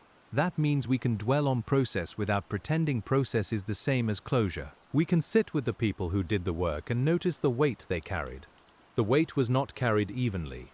John Ward carried more than any family should have to carry. Investigators, lawyers, journalists, and officials carried portions of it at different times. Some may have carried it dutifully, some may have tried to put it down. The file records action more clearly than feeling, but feeling can still be sensed between the lines. A journalist might carry the weight as responsibility to report accurately, not merely vividly. A lawyer might carry it as a duty to test the official record. An expert might carry it as the obligation to state what the evidence supported, even when that created discomfort. Each role has its own ethics, and in an unresolved case, ethics matter because certainty is limited. The Julie Ward case also raises the question of how public pressure changes an investigation. Without pressure, the first explanation might have stood more firmly. With pressure, the case was reopened, reconsidered, and brought into public argument. But pressure can also harden institutions, making them defensive. It can make witnesses anxious. It can create simplified narratives that later investigators must carefully untangle. So you hold public pressure as neither pure remedy nor pure problem. It is a tool, and like any tool, it can help or harm depending on how it is used. In this case, John Ward's pressure was central to correcting the record, and the correction mattered. But the long struggle also shows how hard it can be to convert pressure into proof. Proof is a demanding word. It requires more than the moral force of grief. It requires evidence that can stand in a formal setting. It requires continuity, preservation, credible witnesses, expert clarity, and often the cooperation of institutions that may be reluctant or disorganized. In old cases, proof may be weakened before anyone realizes what proof will later need. This is why the legal outcomes did not satisfy the family, even though they became part of the official history. Acquittals can leave the public uncertain, the family disappointed, and the file unresolved. They also remind us that accusing someone is not the same as establishing responsibility. The calm narrator must make room for that distinction, because fairness is part of compassion. Compassion extends to witnesses too. People asked to remember a difficult time may carry fear, shame, loyalty, confusion, or fatigue. Some may fear officials. Some may fear being blamed for not having noticed more. Some may have been young then, or in junior roles, or living within systems where speaking freely did not feel simple. The patient investigator listens for all of that without abandoning the need for truth. In the Maasai Mara, many people's lives intersected with tourism, conservation, local authority, and international expectations. Julie's case entered that world and placed pressure on it. To investigate well, one had to understand not only the route she took, but the social landscape around the reserve. Who had power? Who worked where? Who reported to whom? And who might have reason to avoid attention? Those questions require local knowledge. A map tells you where roads go, but not which people used them, which areas were informally watched, which staff knew certain visitors, or how information traveled between lodge, ranger post, police office, and city. The best investigators respect that kind of knowledge. They ask people who know the place, and they listen when the answer is not neat. Listening across cultures and institutions takes patience. Words may not carry identical meanings in every setting. A statement made out of politeness may be mistaken for certainty. A reluctance to speak may be read as guilt when it is really caution. An official title may suggest more control than a person actually had. Careful investigation slows down before interpreting behavior. The Julie Ward case, because it involved a British family and Kenyan authorities, required that slowness. Yet the urgency of grief and the seriousness of official failure made slowness painful. The family needed answers. The institutions moved according to their own rhythms. The gap between need and movement became another source of suffering. You can feel that gap in every delayed response. Imagine waiting weeks for a document that might answer one question, then receiving a reply that raises two more. Imagine planning another trip because the conversation cannot be handled from afar. Imagine knowing that each month makes memories older, while the official process seems untroubled by time. That is the texture of long advocacy. Advocacy can make a person both expert and exhausted. John Ward became deeply knowledgeable about the case, about the terrain, the documents, the official claims, and the contradictions. But knowledge gained through grief has a cost. Each fact learned is also a reminder of why the learning became necessary. Tonight, as you read beside him in imagination, you do not hurry past that cost. You let the room be quiet.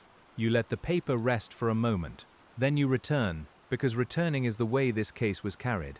The next pages bring you toward the British side of the record, where Julie's death and the handling of her case were examined beyond Kenya. Inquests and reviews can seem formal and distant, but they are often deeply important to families. They can correct language. They can create a public record.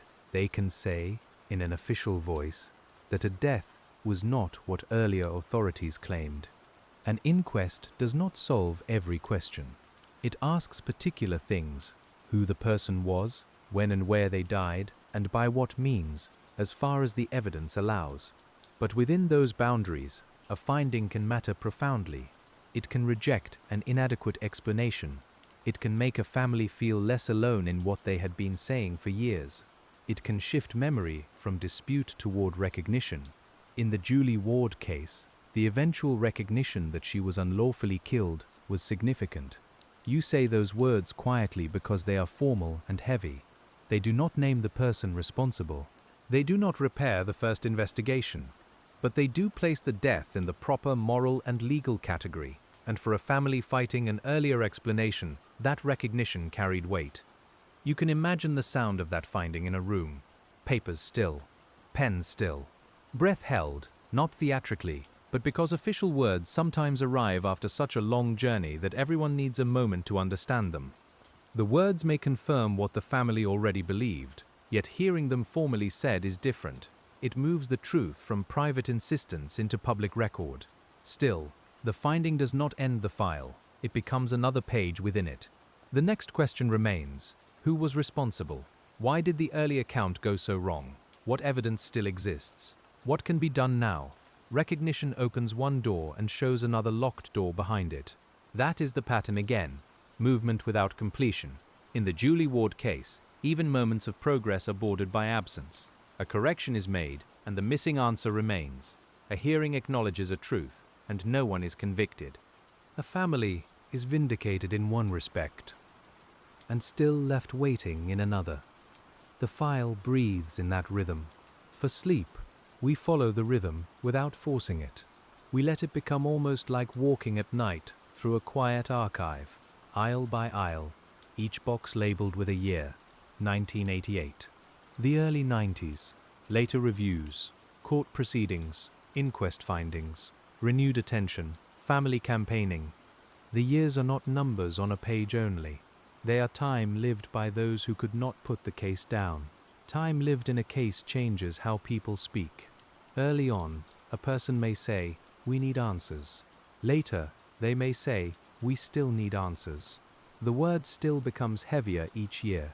It carries disappointment, memory, and the refusal to let delay become acceptance. In the Julie Ward case, still is one of the quietest and strongest words.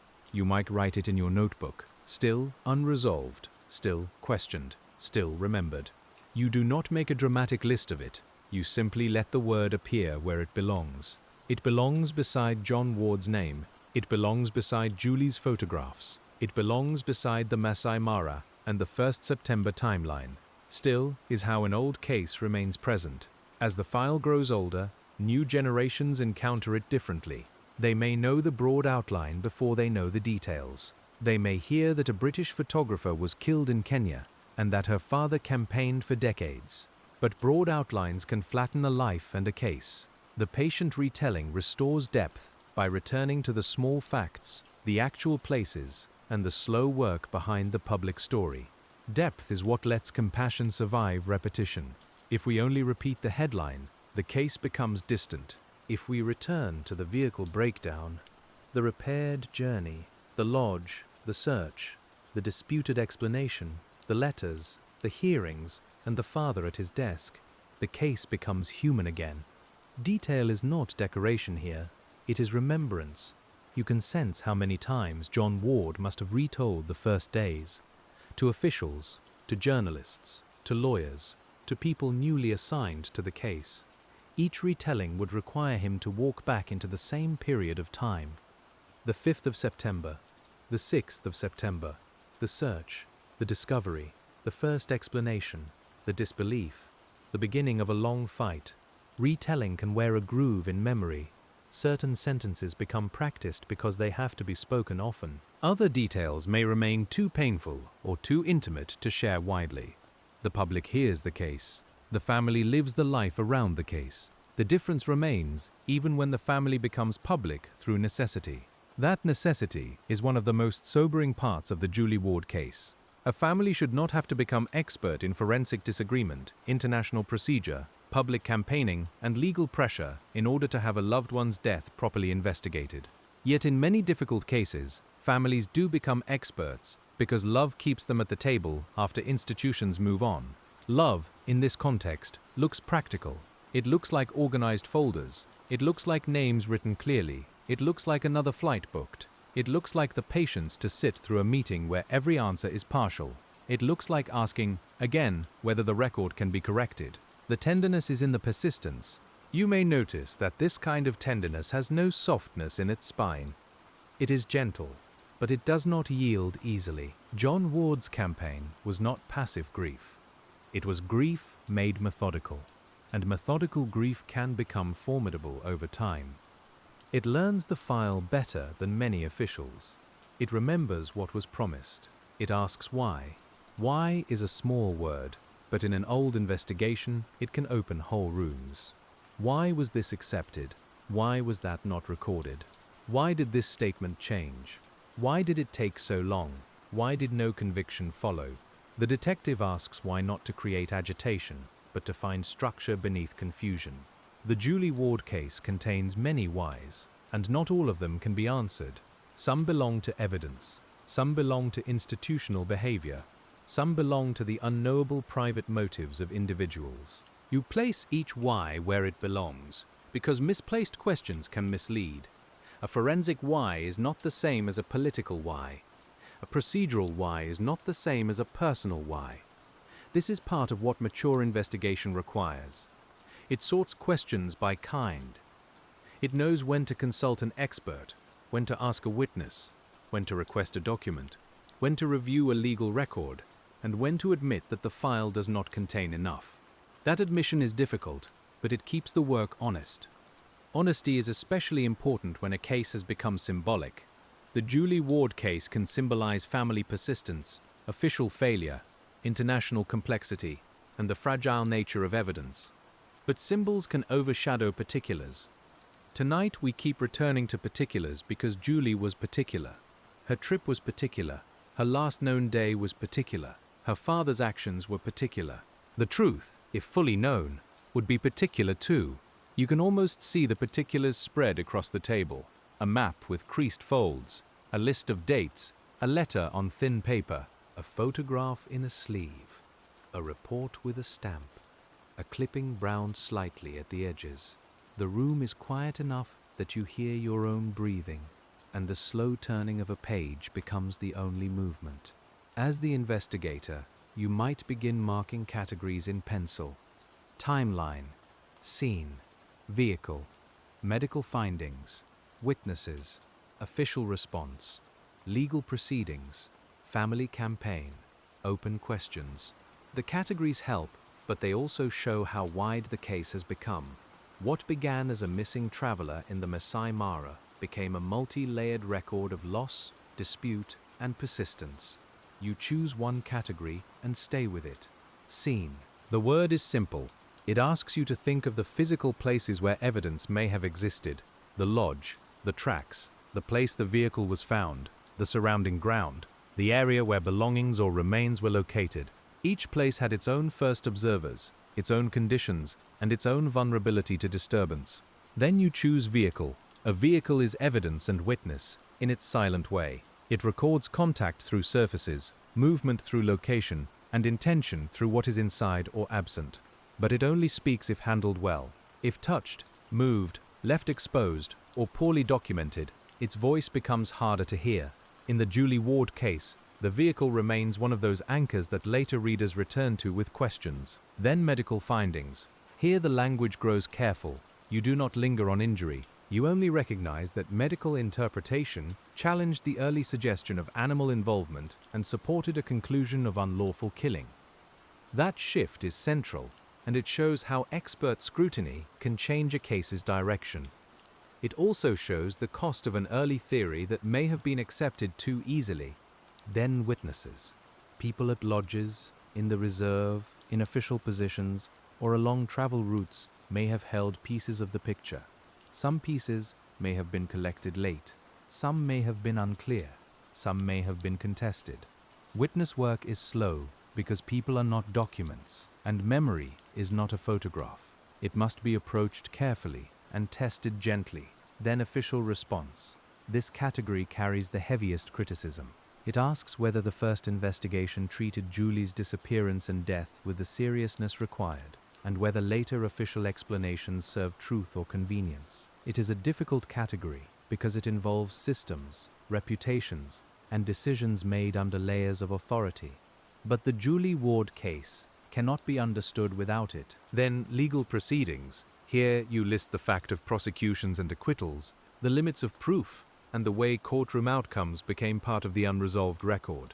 You do not turn trials into drama. You treat them as formal attempts to answer a question that the evidence, as presented, did not settle in the way the family hoped. Then family campaign. This category may run through every other one. John Ward's work affected review, public attention, and official recognition. Without it, the case might have remained far closer to its first explanation. The campaign is not a side story, it is part of the investigative history, and in some ways it is the thread that holds the later file together. Finally, open questions. This category stays open by definition. It is the stack that cannot be neatly filed away. It includes the final sequence, the full responsibility, the precise reasons for early failure, and the evidential opportunities that may have been lost. You place the stack at the edge of the desk, not hidden, not centered, just present. The quiet discipline of categorizing the Julie Ward case helps the mind rest. It does not solve the case, but it gives the uncertainty shelves. A case without shelves can feel like a room filled with loose paper. A case with shelves can be visited, studied, and left for the night without pretending it is complete. You might rise for a moment in imagination and cross the room. The floorboards are cool. The window reflects the lamp and the stacked papers. Outside, the night has no opinion about the file.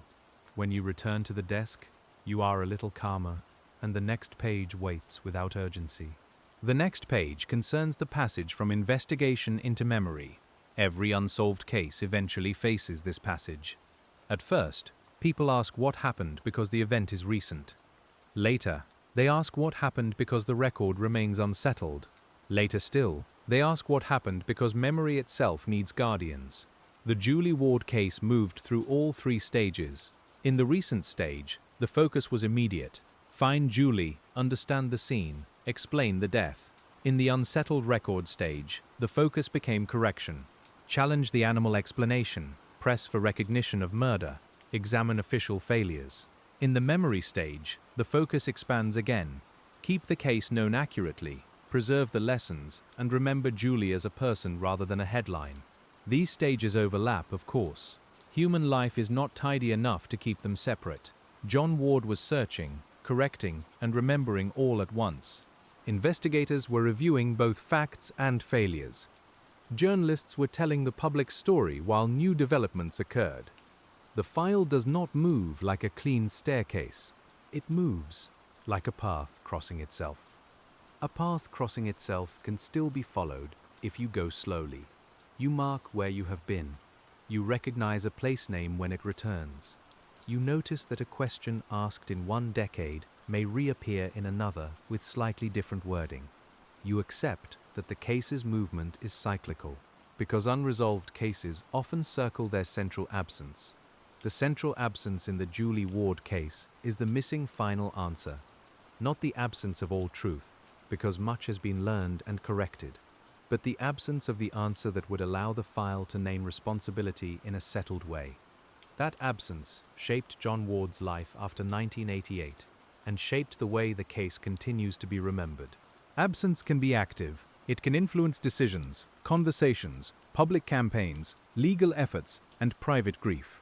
It can sit beside a person at breakfast, travel with them on a plane, and wait for them at the end of a meeting. In the file, absence appears as blank spaces, disputed lines, and unanswered letters. In life, it appears as years. The years are important. They remind us that patient detective work is not romantic when lived. It is tiring, repetitive, expensive, and often disappointing. It asks people to keep faith with evidence, rather than fantasy, and to keep moving when institutions are slow. In the Julie Ward case, patience was not a mood. It was a discipline practiced over decades. A discipline has habits. Read carefully. Write down questions. Keep copies. Follow up.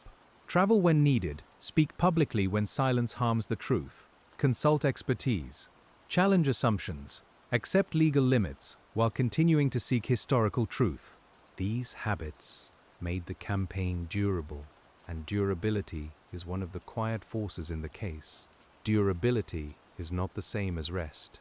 A durable search keeps going because rest has not been earned by the facts. You can sense that in John Ward's repeated returns to Kenya and to the record. Each return suggested that the case still held something unfinished, even if that unfinished thing could not always be reached directly. He kept working at the edge of what was possible. At the edge of what is possible, the investigator must be careful with hope. Too much hope can become cruel. Too little can become abandonment. The right kind is narrow, practical, and honest. It asks what can be done next, not what would make the story complete. It lives in tasks, not fantasies. Tonight, our task is listening. We listen to the Maasai Mara in the file. We listen to the paper. We listen to John Ward's persistence. We listen to the legal record and the gaps it leaves. We listen to Julie's life before the case, because that life is the reason the investigation mattered in the first place.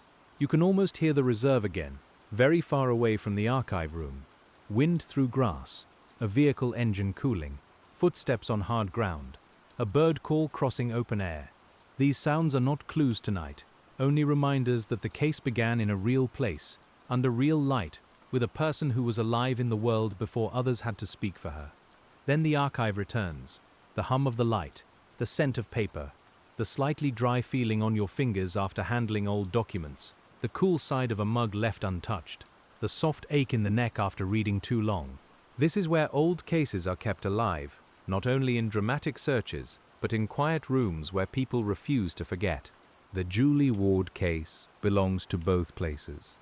It belongs to the open country of the Maasai Mara and to the enclosed spaces of investigation. It belongs to Kenya and to Suffolk. It belongs to official history and family memory. It belongs to the past and to every later moment when someone opens the file and asks whether anything more can be known. That asking continues in the page before you now, where a small notation points back to an earlier statement, and the whole slow work begins again with one careful comparison. That one careful comparison is enough for tonight, because some files do not close by giving up all their answers. They close only in the gentler sense, with the lamp still warm, the paper resting flat, and the unanswered spaces treated with the respect they have asked for all along. The Julie Ward case remains unsolved in the public record. No one has ever been convicted of her murder, and the full truth of what happened in the Maasai Mara in September of 1988 has never been finally established. You can let that fact settle without reaching for more than it can give. It is a hard fact, but it can be held softly. Julie was remembered, and her name was not allowed to disappear into a wrong or careless explanation. John Ward's long search changed the record, even though it could not bring the final answer home. That is one of the quiet truths of patient detective work. Sometimes the work preserves dignity, even when it cannot finish the story. So now you leave the folders where they are, not forgotten, only resting. The room is dim at the edges, and the old paper has gone still beneath your hand. Somewhere far from this quiet desk, the grass of the Maasai Mara moves in the night air, and somewhere in memory, Julie remains a traveler with a camera, looking carefully at the world. The file is still open, the questions are still there, and for now, they can wait.